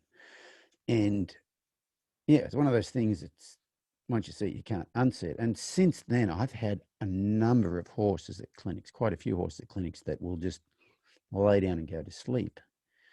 And it was funny. Last September, October, I was I was at a show in Southern California in Indio, and we're in the trailer. We've got a living quarter trailer, so we're there on the fairgrounds. And Rob and I had dinner, and we're sitting. So it's like 8:30 at night time, and my phone rings, and I never answer my phone. Okay, my ring is always off. That's why I was surprised it made a noise a minute ago. I never answer my phone, and I never see it ring. But I must have been, maybe I was looking at it, and a number comes up and it's ringing. I'm like, "Hello, this is Warwick," and this lady says, and she sounds like she's elderly. She says, "Oh, hi, I'd like to come to one of the clinics where the horses lay down." And I'm like, "Excuse me?" She goes, "I've seen stuff on Facebook where you have these clinics where horses lay down. I'd like to come to one." I'm like, "Well, it doesn't work that way. I don't ask the horses to lay down. Sometimes they do." She goes, "Well, I want to come to one of those." I said, "Well, but there's no guarantee a horse is going to lay down. There's no expectation of a horse laying down. There's no asking a horse to lay down." And I'm thinking, oh, this poor lady's just a bit feeble-minded, maybe. She sounds like you know, maybe she doesn't have all the faculties, but she was really interested in these horses laying down. And this goes on for about half an hour. And then finally she goes, "Oh, my name's Carolyn Resnick." Do you know who Carolyn Resnick is? Oh, I sure do. I'm talking to bloody Carolyn Resnick. And she says, "My name's Carolyn Resnick." I'm like, You're like, oh my God. And, it's like this person has been doing this connection work for 40 years. yeah. I mean, I am just, I'm a mere babe in the woods as far as having experience with it. I've been doing it for a couple of years now, and all of it is basically just guesswork, maybe intuition. But then when I started learning about polyvagal theory, it's like, yeah, okay, that's why it works. Now I know. And understanding polyvagal theory really helped me refine what I do, because now I know why it works. I know what causes it. Yeah. So now I can refine that bit. But so I'm going to have Carolyn on the podcast here soon. But talking to someone who's spent their life doing this stuff, it's kind of cool. And a lot of people are being exposed to it because of me, and they kind of look up like, yeah, he's the connection guy. I'm like, oh, I don't know anything about it. I just, I think my journey has been to where I was mainstream enough for a long time to get a large number of people maybe believe I know what I'm talking about, or interested in what I have to say. And then as things have gone along and I've gone into this, I've exposed them to that. But I'm not the originator of any of this stuff by any means, but I think it might be a bit of a conduit to help people, because that on its own, you're your average horse rider and you see, let's say, Carolyn Resnick stuff. Yeah, that's weird. You know what I mean? It's too far removed from where a lot of horse people are. But I've kind of made that journey from there to, I'm not where she is by any means, but, into that realm. And so it's kind of like I'm kind of standing at the door going, "Hey guys, come and have a look at what's in here." You know what I mean? Yeah. It's, there's quite a number of people that have been introduced to this stuff because of my interest in it, and they've gone way, way, way, way in the rabbit hole. And you've got to figure out what your purpose is. And I don't think my purpose is to become some enlightened being and be so far down there I'm not relevant to the average horse person, really. I mean, I really feel like my purpose here is to be credible enough to have people believe what I say, and then stand at the door and go, "Hey, have a look in there. There's some cool stuff happening over there." But I don't think I'd be doing anybody any favors if I just went full on down there, and because then there's no bridge. You know what I mean? You don't want to go full on woo woo? Oh, yes, but I do. Hey, you do, yeah, you do 3-day ayahuasca ceremony. There's no coming back from seeing what's in there too, and I don't mean. No, you made the jump. You made the jump. Um, one of the things that I loved that I've read on about your stuff is that you're open to making mistakes, and you're open to creating a safe space for the people that you connect with and work with their horses, that they can make mistakes. And I think that's such an important thing for people to remember these days, because there's so much shame about the concept of like being wrong or not knowing everything. And especially in the evolution of horsemanship, right? Because you could learn your whole life about horses, and it's as you learn things, then what you might have done previously is most likely going to be wrong, right? Yeah. And, it's kind of like we talked about that imposter syndrome thing before, when you realize that the people that have their stuff together, like your heroes sort of thing, when you hear that they have it too, you're like, oh, well, it's okay to have that. Yeah. It's all right to kind of doubt yourself. But, there's imposter syndrome, but then there's the truth too. And where I get a bit of that imposter syndrome from is like, I'll present at a horse expo or be on someone's podcast, and for some reason they will say, introducing one of the world's greatest horsemen. And I'm like, no. The world's best horsemen you've never heard of. They're not out there telling people about it. They're in the middle of Nebraska doing it. You know what I mean? I do. And so it's like, hey, They're the I might, nomads in Mongolia that no one ever hears about. yeah, Like, it's like, hey, I can do some stuff. I'm well publicized. Maybe I'm I'm not the most publicized horseman. If you want to say that, it wouldn't give me the heebie-jeebies. But when they say one of the world's best horsemen, I'm like, oh God, I can walk down the road and show you a better horseman. I can go 5 miles from my house and show you a better horseman. So that kind of gives me the heebie-jeebies just a little bit. But I don't, I think imposter syndrome is when you act like you are one thing and then you feel you're not that. I don't act like I don't say I'm that. So if somebody else says it, it weirds me out a bit, but I don't really get all imposter syndrome-y. But, something that I have found, and, a lot of it's about being comfortable in your own skin, but there's something I've found on this journey is I've gotten more comfortable in my own skin when I have stopped being who I thought other people think I should be. And let me say that one again. Who I think other people think I should be. that's a big I deal. don't even know if they even think that, but I think they think that. And then you're trying to be someone that you think they want you to be or think you should be. Or just beating yourself up because you're not that person that you think that person thinks you should be. Yeah. And as I've been able to let go of that, I'm just a whole lot more comfortable in my own skin. That's a really cool thing. So how do you create that space for the people that you're working with, for them to feel safe to make a mistake so that they can be more present with their horse? Same thing I'm doing here. Tell them all my screw ups. Tell them, a lot of times at clinics, I'll start out and give an abridged version of stuff we've talked about here. The talking at the horse expo, the feeling exhausted, then looking into the therapy and the whole guilt, shame, judgment, yada, yada, yada stuff. And then what I used to do with horses, what I do with now, so I tell them, hey, it's okay to look at things differently than you used to. It's okay that's part of the thing. And, our little saying and stuff from my business is enjoy the journey. Yeah. It's making sure they realize it's a journey. I mean, I have a tattoo on my wrist here of an unalome. You know what unalome is?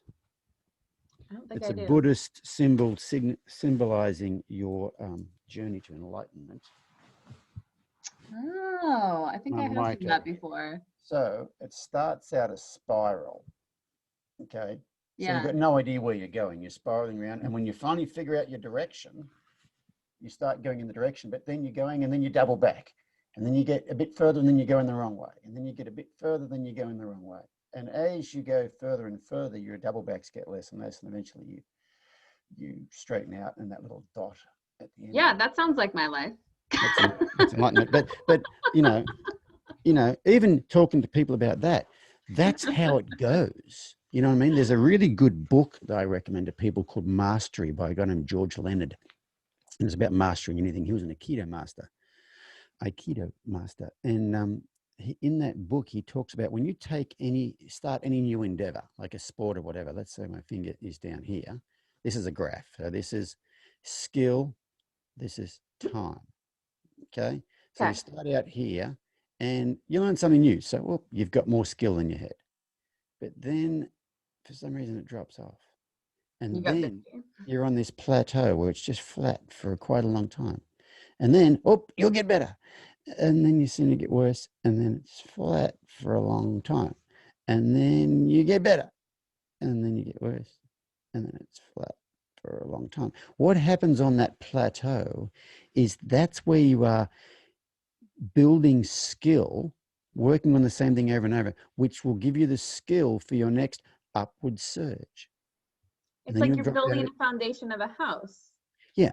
And so the thing he talks about this plateau is, he says you have to look, he said, seeing you spend in the journey of mastering anything, you have to know you're going to spend most of your time on the plateau.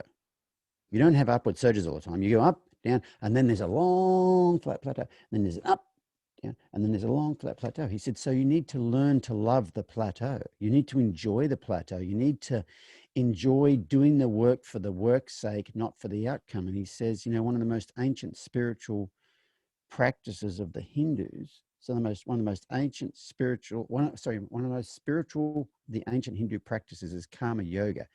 And karma yoga is applying yourself to a task with no thought as to the outcome of that task, otherwise known as being present. And that's the same thing. I tell people that all the time because, like, my horse, I just don't seem to be getting any better. That's normal, because people tend to beat themselves up because it's not going right. Or not going fast enough? Well, the thing is, they think it's not going right because it's not going fast enough. What you got to realize is, if it goes fast, it will go south in a hurry. If you know that you are supposed to not get any better for a long time before you do get better, then you go, okay, I'm good with it. It's kind of like when I do a clinic, a lot of times at the start of the clinic or even a horse expo, I'll ask people, does anybody here meditate? And a number of people will put their hand up and I say, has anybody here tried to meditate and can't? Everybody sticks their hand up. I'm like, okay, so I'm going to go along and ask some of you why you think you can't meditate. Why can't you meditate? Well, I can't get my mind to stop thinking about things. Why can't you? Oh, my mind's too busy. What about you? Oh, I can't still my mind. What about you? And it's all kind of the same answer. And I said, I like to quote an American philosopher named Wayne Dyer. And he says, when you change the way you look at things, the things you look at change. I said, I'm about to change your mind about the fact you think you can't meditate. I said, does your meditation sound something like this? This is what your brain sounds like when you meditate, okay? So you're going to focus on your breathing and you want to be aware of the air going in your nostrils. You want to be aware of your belly expanding, contracting, the air going in your nostrils. So does it sound something like this? Okay, the air is going in my nostrils. My belly's expanding. My belly is contracting. Oh, my belly feels like it's hungry. I wonder what's for dinner. I think I'm having chicken. I wonder when that chicken was alive, was it a boy chicken or a girl chicken? I mean, I wonder how they tell. I mean, when they're big, you can tell a boy chicken from a girl chicken, but what about when they're those little yellow things? How do you tell a boy chicken from a girl chicken? Like the ones you see at Easter time. Easter time, I love Easter because I get to eat chocolate and I love chocolate. Oh, shit, hang on. I'm supposed to be thinking about my breathing. I suck. I can't meditate. Everybody says, yes, that's exactly how it goes. I said, well, there is this dude named Eckhart Tolle who's a bit of a spiritual leader, and he says, when you become aware that you are not present, you are present. I said, there's a book I read called Mind Hacking by a fellow named Sir John Hargrave. And he has a different take on meditating. He says, sit down and meditate, and every time you realize that you're not focusing on your breathing, give yourself a point, because you have just become present. You are thinking about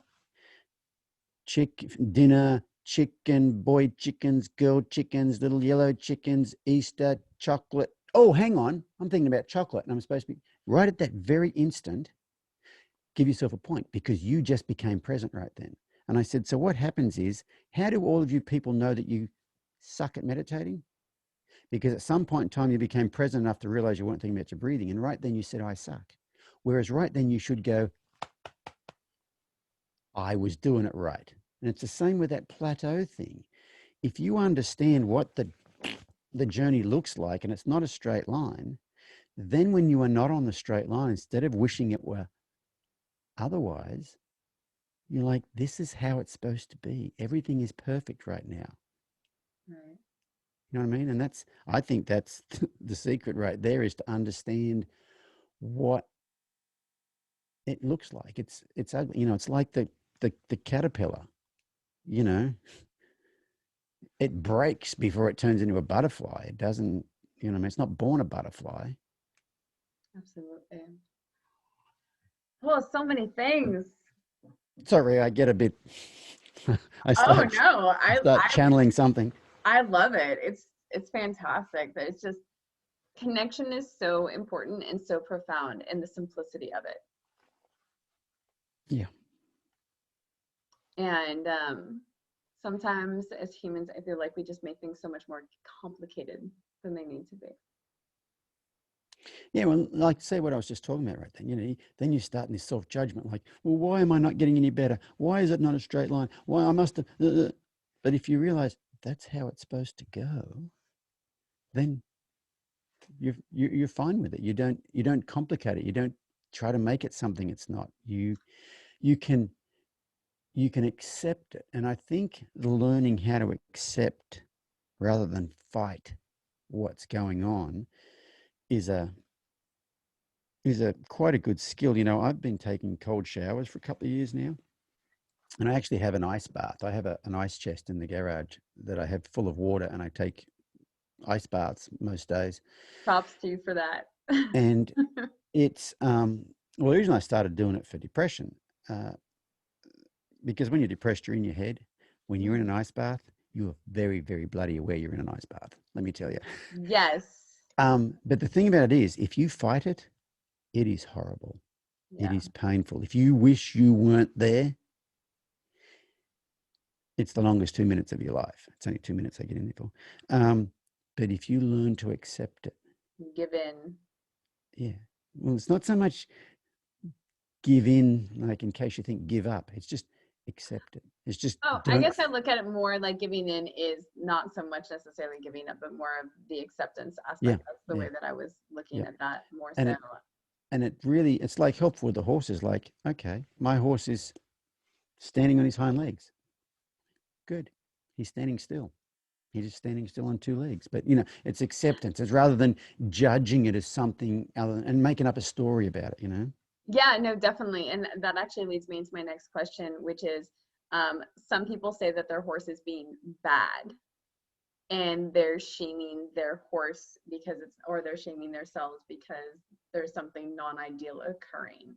So how do you help people to not put those negative connotations onto their horse and rather communicate about potentially like mixed messages or confusion or whatnot?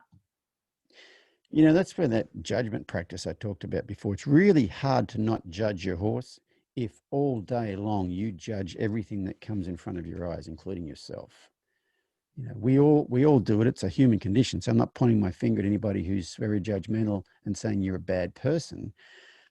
But that judgment just flies below the radar. And, when I was the first night we talked about judgment in the therapy thing, they said, what we want you to do right now, we'll go around the room and each one of you identify 3 objects in the room. I didn't even know this was about judgment at the time. And I said, okay, there's a chair, there's a funny looking lamp, and and they said, whoa, whoa, whoa, whoa, whoa, whoa, whoa. That is not a funny looking lamp. That's a lamp. You think it's funny looking. That's a judgment. I'm like, shit, I didn't even know I did that. There's so much of that. And it's so easy to create a story about what your horse is doing rather than see exactly what he is doing. I had a clinic in Australia a few years ago, and there was a lady that was a late addition to the clinic, and she wasn't supposed to be in the clinic, and she kind of, can I get in? Can I get in? Like, well, you're not really supposed to be in here. You're kind of a plus one. but please, please, please. And so my people-pleasing tendencies came to the front, and I said, yeah, sure, you can. But I said, she was in the afternoon group, and I said, you're going to be the last person I get to. I'm going to go through Sure. everybody one at a time, and you're going to be the last one I get to. But you watched this morning, so you watched the groundwork this morning. I want you to start trying that groundwork with your horse. And so she goes over in the corner, and I'm helping these other people, most of them who are ridden, are on horseback. And after about half an hour or so, there's a lady in the stands who's watching, and she stands up and raises both hands. She goes, stop. Aren't you going to stop that? I'm like, stop what? She goes, that over there. She points to the corner where the lady's over there with the horse, and I look over there, and the lady's standing there, and the horse is standing over there, and she's got the lead rope, And I said, what do you want me to stop? She goes, that horse is rearing up. I said, really? She goes, yes, that horse. And like, she's really in a state, this lady. That horse is rearing up. I'm like, okay. So why are you so excited about that? She goes, well, he's rearing up. I said, what was she asking him to do? She said, well, she was asking him to go around her in a circle like you were doing with those other horses this morning, and he's rearing up. I said, what would you think of that situation if she asked him to go off around her and he wouldn't move? He just stood there and looked at her. How would you feel about that? She goes, well, I don't know. I suppose it'd be all right. I said, well, do you realize when he's rearing up, he's doing just that. He's just doing it on 2 legs instead of 4. That's all it is. He's standing still. He's not going anywhere. I said, is there somewhere in your mind you're thinking, but if I was out on the trail riding that horse and he did that, it would be dangerous? She goes, well, yeah. I said, but she's not. She's standing over there and he's standing on 2 legs. She goes, well, what if he lands on her? I said, is he rearing up and walking forward, or is he just rearing up? And she said, no, he's just rearing up. I said, well, it's kind of like geometry sort of thing, but if, use this pair of scissors, if you're standing here and a horse is there, when he rears up, is he closer or further away from you? She goes, well, he's further away. And I said, yeah. She's actually probably safer when he rears up. I said, you are just creating a story about what might happen that's not actually happening and isn't going to happen, but you think it might happen. And think about if you were on the end of that lead rope, how that energy caused by you creating stories about something that's not really happened, how that energy would affect that horse. I said, what you'd probably do is the horse would rear up and you'd think, oh my God, I'm going to die. And you would run backwards and you would pull the horse forwards. And now, not only does my horse rear up, he rears up and comes at me. He needs to be put down. And all that comes from the story you were telling yourself about what's going on. If you just the facts, ma'am, what is happening? He's standing still on 2 hind legs. That's all that's happening. All the rest of that other stuff is a story. And the worse the story, the worse your energy, the more influence you have over the horse, and the more you will create the thing that you don't want, which is conflict.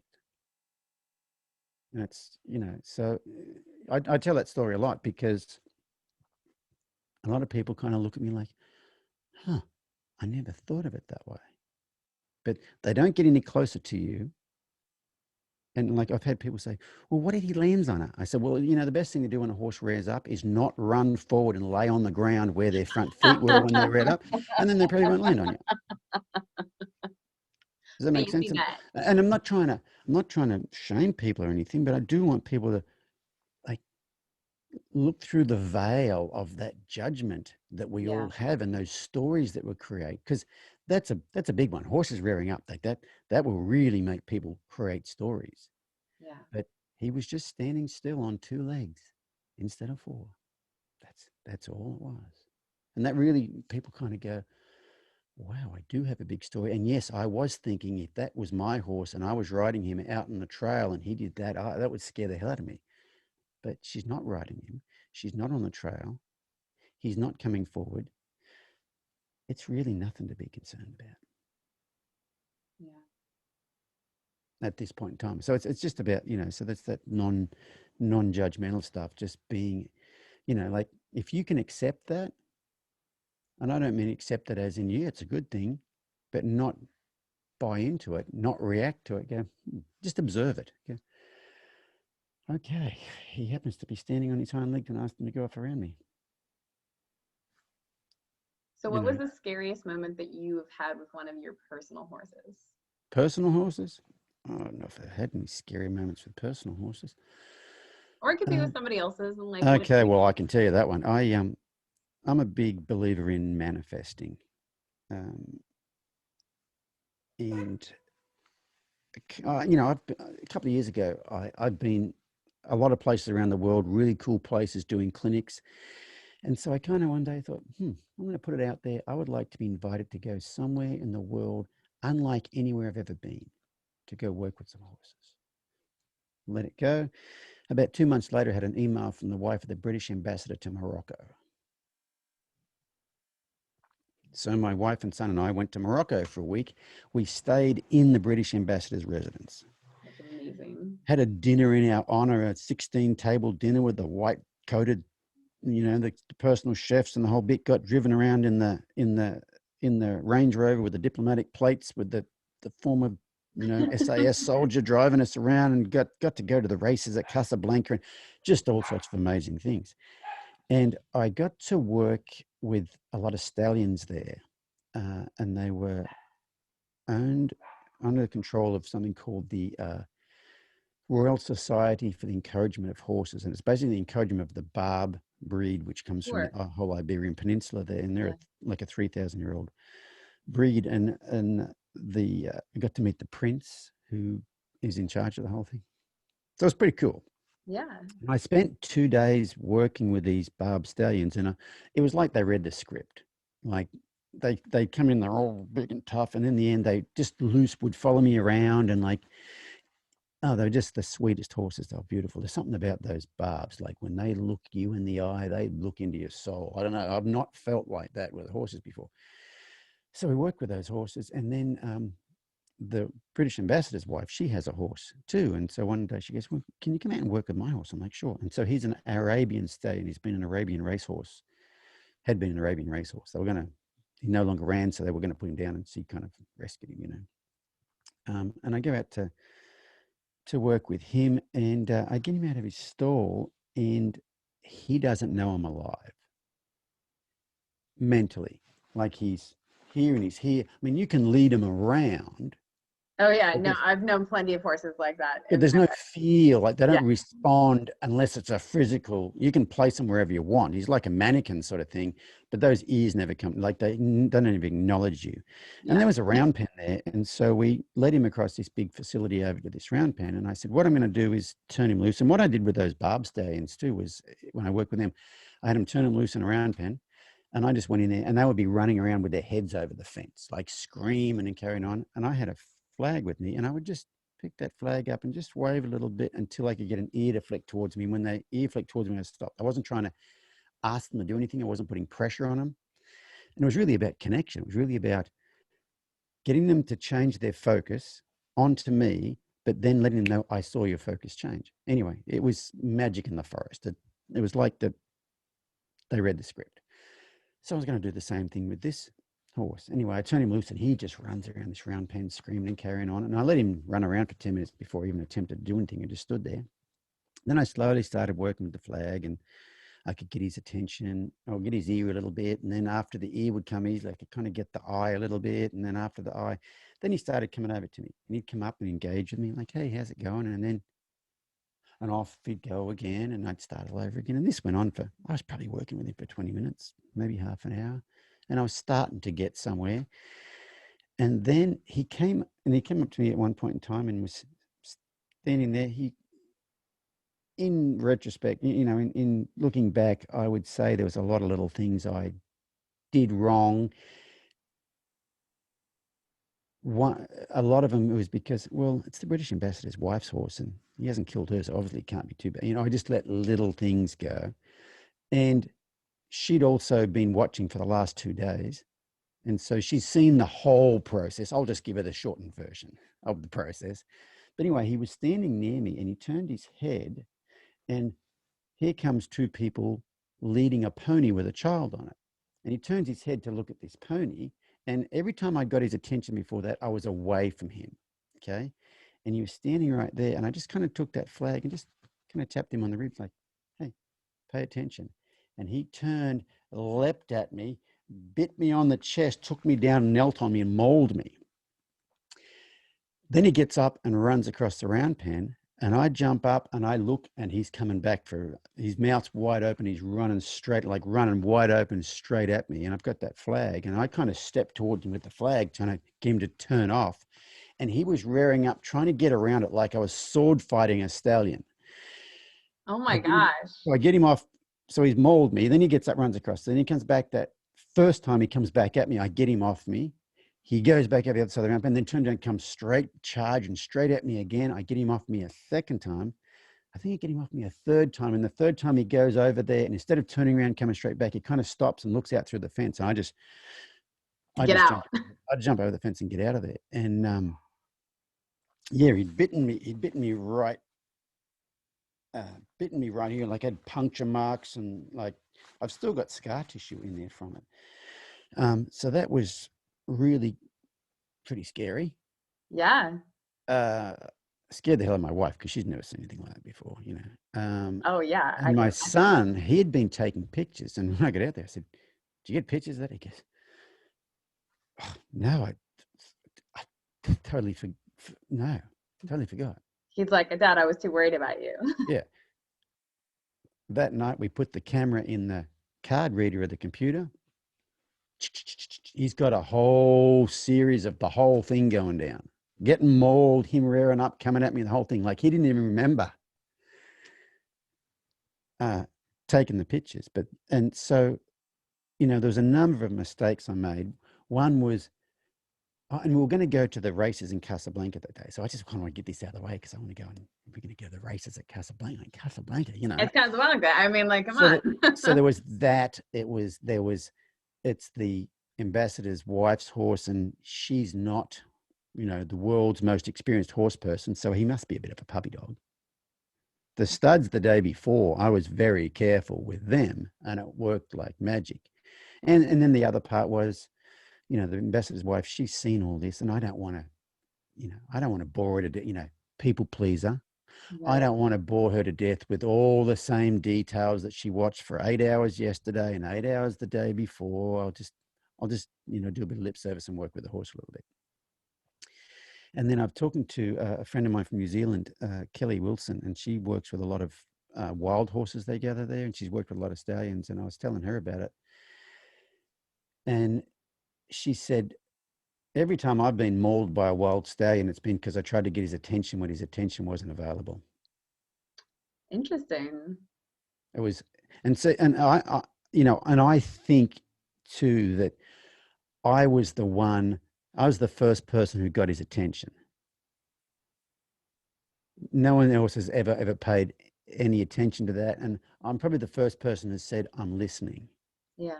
And he said, well, listen, I got some shit to tell you because, you know, so I kind of, when I actually came out of the round pen and was composing myself, the ambassador's wife said, so what do you want to do to him? I said, I don't want to do anything to him. She goes, but I said, that's not his fault. You know, that's the sum total of every bad thing that's ever happened to this horse. Do you know what pin firing a horse is? I don't remember. They'll take like hot needles and cauterize their front legs. It's, you know, it's supposed to help with tendon problems and stuff like that, but they basically burn like all these holes in their front leg. Well, this one had been pin fired from his withers all the way down his shoulder. Oh, poor guy. So there's some pretty serious trauma there. So for me, I'm like, no, I don't want to do anything to him, you know. And so we're standing around there. So that when we first got over to that round pen, I'm like, someone's left a sprinkler on. So there's mud everywhere. There's mud puddles. And like, I got to work this bloody horse in this wet round pen. So I've got more. So I've got laid flat in my back. So I've got mud all over me. Okay. So I'm standing there, and this golf cart pulls up. Well, two golf carts pull up, and the first golf cart's got these two big burly guys in it, and then there's this other bearded gentleman in the second golf cart, and they pull up, and then the second guy kind of waves the first guys off, and so they go. This guy gets out of the golf cart and he's wearing like sweatpants and running shoes and a t-shirt and a do-rag on his head, you know. And he's kind of, I'm talking to the ambassador's wife and he's kind of over there and she doesn't see him at first. And then she turns around and she goes, "Oh my God, that's the prince." The prince has shown up. I've just been mauled and I'm covered in mud and the prince shows up. He was on his way to work out is what he was doing. And so she brings him over and introduces me to the prince. Well, it turns out the prince has heard, they call it the Arabic grapevine, but things went so well the last 2 days that there's this rumor going around the horse circles in Morocco that there's this bloody horse whisperer guy here who has this spiritual connection with horses, because they tend to manhandle their stallions. And I had them all doing stuff at liberty and relaxed and not anxious. And Yeah. And so, you know, it was like some sort of a bloody great miracle. So he wanted to meet this Miracle worker. Vaunt, whatever he was, you know, and here I am, I've got mud all over me. But, you know, the universe gives you some funny things. So we meet him and then, like, can we take a picture? Anyway, so I got a picture of me and the prince, and he's taller than me. My arms around his waist, his arms around my shoulder. So I've got this cool picture of me and the prince. I look at it later and look at his t-shirt and it says "No pain, no gain."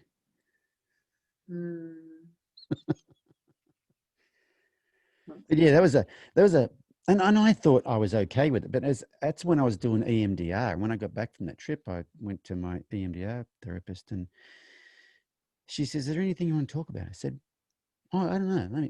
I'll tell you something that happened to me while I was in Morocco." And then, whoa, it triggered some stuff. So it was kind of still in there. And that horse was a sorrel horse with a little white kind of a strip. At clinics, even to this day, if I have a sorrel horse approach me front on that's got a little bit of white on their face, there's this little flashback that happens that I have to mentally control. Yeah. Just a little, and it goes away. But you know, I don't keep that mental picture there, because they might read it. But yeah, it's horses that approach me in that kind of situation, I have these little flashbacks to it. But I don't begrudge the horse anything. I mean, you know, I made a lot of little mistakes, mostly because I'm a people pleaser. And if you've read the cool memes that float around Facebook right now, people pleasing is just trauma, past trauma. Yeah, lots of codependency can be wrapped in that. Yeah. And so, yeah, but anyway, yeah. So have I had any scary experiences? Yeah, that one's pretty scary. Yeah. I've been knocked down by a horse before. I was in Washington State, and one of my mares, I had this big Percheron appendix quarter horse cross, and the person at the facility put her into a different field without telling me anything about the horse that was in there. And so I had never been afraid of walking into a pasture with horses I didn't know before in my life. And so I just walked in there assuming that it would be fine, like every other time I'd gone into a field with horses, like being mindful. But this gray horse came up and he reared up, tucked his legs, and just punched me in the chest, basically, and knocked me like flat on my back in the mud. And thank God didn't attack me further. And I, like scrambled out from underneath the fence, like, oh my God, what just happened? And then later the people show up that own the horse, and they're just like, oh yeah, no, he does that sometimes. We usually just go in there with like a whip. And I'm just like, what? Like, who does that? Like, who puts a horse in there and doesn't tell people? And so to this day, when I go into a pasture and I don't know the horses that are there, I have to work through that, like a little bit of anxiety that just naturally comes up, because I'm just like, maybe they forgot to tell me. And they're like, I don't know these horses, and and it's always been fine, but there's still that just like, okay. Yeah, it's best to avoid those things. And if you think about it, I trained horses for the public for 25 years, and I don't really have too many horror stories like that, because I'm very, very particular about dotting all the I's and crossing all the T's. And, Yeah. you know, there's a meme, a Buck Brenneman meme you see floating around Facebook where it asks him about fear. And he says, oh, it's been a long time since I've been afraid, because fear comes from lack of knowledge. Right. And for me, like if I'm retraining a bucking, bolting, rearing, whatever, I am very step by step by step. And those steps give me the knowledge to know I'm going to be safe in the next step. What I'm doing now, the reason I know I'm going to be safe here is based on the interactions of the past. And so I'm, you know, that's me. I'm really particular about that. Because you didn't go out gradient. You went no, at the proper gradient and you did all the steps to make yeah, sure that you there. I do And some pretty thin slicing. And I was at a yeah, horse expo in Australia a number of years ago, and a lady asked me, I got interviewed, and she said, so how do you know, most of us on this, I think it was a blog, most of us on this blog, you know, we're like ladies in kind of a middle age sort of thing. And a lot of us kind of have some fear about riding our horses. How do you go about riding these horses? You know, you get these bucking and rearing and bolting horses. How do you go about being brave riding those horses? I said, I'm not brave, I'm thorough. When you're thorough, you don't need to be brave. And so the moral of this story is, the one horror story I have was when I wasn't thorough. I was thorough with the Barb Stallions the day the 2 before. days before at Yeah. the thing. I wasn't thorough then, and there was a number of different, like I said, there was 5 or 6 different, 4 or 5 different reasons. And then I made that one fatal mistake of being too close and asking for his attention when he was in protection mode. You know, he wasn't just distracted, and I was close to him. You know, there's a lot of, so in hindsight, there was a lot of things, but it was, at the time I was thinking that was out of nowhere. But thinking about it after that, and that's the thing I tell people, like people say, oh, I got bucked off and, you know, I'm scared to get back on my horse. I said, well, do you know why you got bucked off? And they said, yeah. I said, what happened? And they tell me, and I said, so you made a mistake? And they said, yeah. I said, well, you don't have to be scared about it, because you know, it's like, I'm scared of driving my car because the other day I went down the freeway on the wrong side and head on someone. I'm afraid of driving my car. Well, as long as you don't do that again, you should be fine, shouldn't you? And so, you know, I made a mistake. I know what mistake I made. And so these days, I really don't care who's watching. I'm not going to change what I do because I think you think I might be taking too long. And you know, Leah's lovely, and I'm pretty sure she wasn't thinking that, but I'm thinking maybe she is thinking that. You know, Yeah. it's that think We what have to they're let go thinking. of ego and expectations Yes. so that we Yeah. can be fully present. I think that's Yeah. the key to so many things in life. Yeah. And those 2 days working with those Barb Stands, that was kind of the start of this connection work stuff I do now. That exercise I did there, I did it out of necessity. That was the first time I'd done it, to where I turned a horse loose and just attracted their attention with the flag, just flick an ear and then stop. And that was the first time I'd ever done that. And it was basically the first horse they bought in the round pen. They're leading it, holding it by the chin, and it's trying to half bite him and strike him. And I'm thinking, the last thing I want to do is hold on to that lead rope. The last thing I want to do is be anywhere near that horse. The further away from me, the better. And so I said, just turn him loose. And they turned him loose. And when I walked in there, he wasn't, you know, when the guy was holding him, he was kind of half biting and striking. But he wasn't interested in biting and striking anybody. He was interested in getting the hell away from them. Yeah. But when I worked on that connection stuff, just letting them know I see your changing thoughts and blah, blah, blah, blah, it was crazy, because I didn't know what I was doing. I had no idea where it was going to go. But after the first couple, I'm like, this is cool. Like I've got a couple of videos on YouTube about it. One of them, towards the end of the day, you know, he's in there and he's loose, and I can walk around and he follows me around and the whole bit. And I said, has anybody got one? Well, I had a translator. He was translating into either Arabic or French, which are the 2 languages there. And it was cool. This translator is a professional translator. He's worked at the UN before. So I could talk to him in English and he could spit it out in Arabic at the same time, like 2 seconds after it went in. Like I could talk and not stop talking and he would be talking. Like it wasn't like I had to say, well, tell him I'm going to do this. And then he speaks in Arabic. And then I say, now tell, he didn't have to do that. He could, you know, like at the That's UN, those amazing. translators, someone's up there giving a speech and they're just talking and they're translating into that other language. So he translated into English and Arabic. But I said to the translator, ask any of these guys if they've got an invisible halter and lead rope. He looks at me and he says it, and they're like, what? And I go, oh, there's one on the fence. Here it is. So I go over and I pretend to pick up this invisible halter and lead rope. I said, so watch this. And this video is actually on YouTube. I said, I'm going to put my invisible halter and lead rope on. So I do that. And I said, I'm just going to walk off. And I walk off and the stud follows me. I walk in a circle. He follows me around. And then I turn and face him and stop and kind of change my energy like this a bit. So I'm going to tie him to this invisible post here.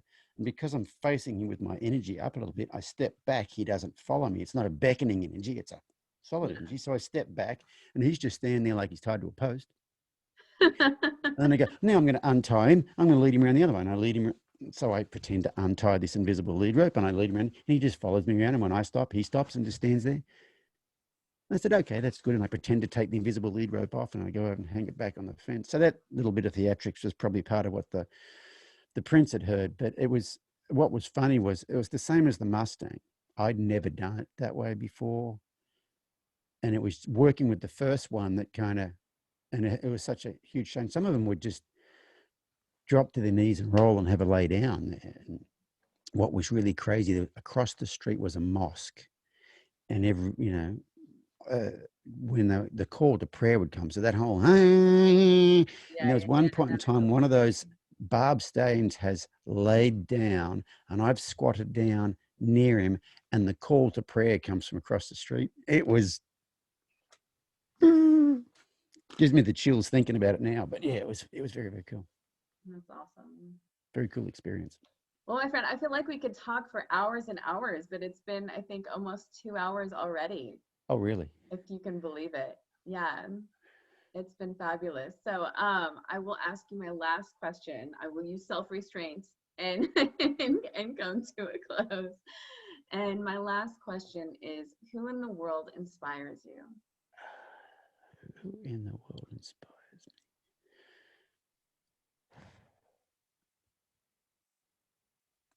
That's a great question. I think anybody who is on the path of self-discovery and self-growth inspires me, because it's, as Russell Brand would say, it's bloody hard work, It's bloody hard work and it's ugly, but it's rewarding, but it's, yeah. So, anybody who is improving themselves really inspires me. But as far as if you want to talk about horse people, I see a lot of people in the social media space that, they put this persona out there or this information out there and you think, boy, they're really good, or they appear to be really good. And then sometimes I'll see them at a horse expo and I'm like, oh, okay.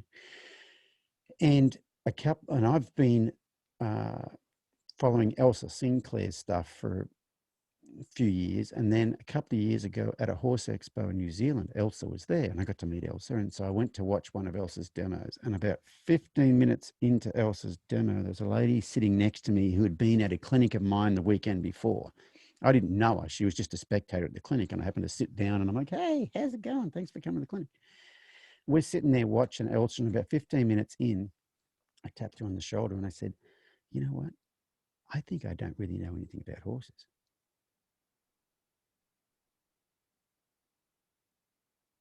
She's the real deal. Like, yeah, her stuff is all connection stuff. It's all, and a lot of the tweaks I've made have been from things Elsa does or from thinking about polyvagal theory. But yeah, I think Elsa Sinclair is the real deal. I'm a huge fan of what she's doing. I think it's just, mind-boggling stuff. That's awesome. I love that so much.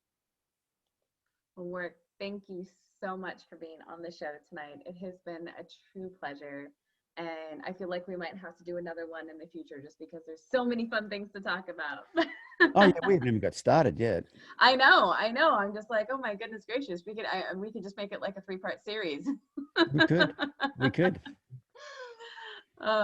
What a pleasure. And hopefully we'll be able to get your group of all your cool podcast people together sometime. Yes, that'd be fun. And record that. But for the audience for now, thank you so much, everybody, for watching. And Warwick, thank you for being here, and we'll see everybody later. Bye. Thanks so much for having me. It's been great. You're very welcome.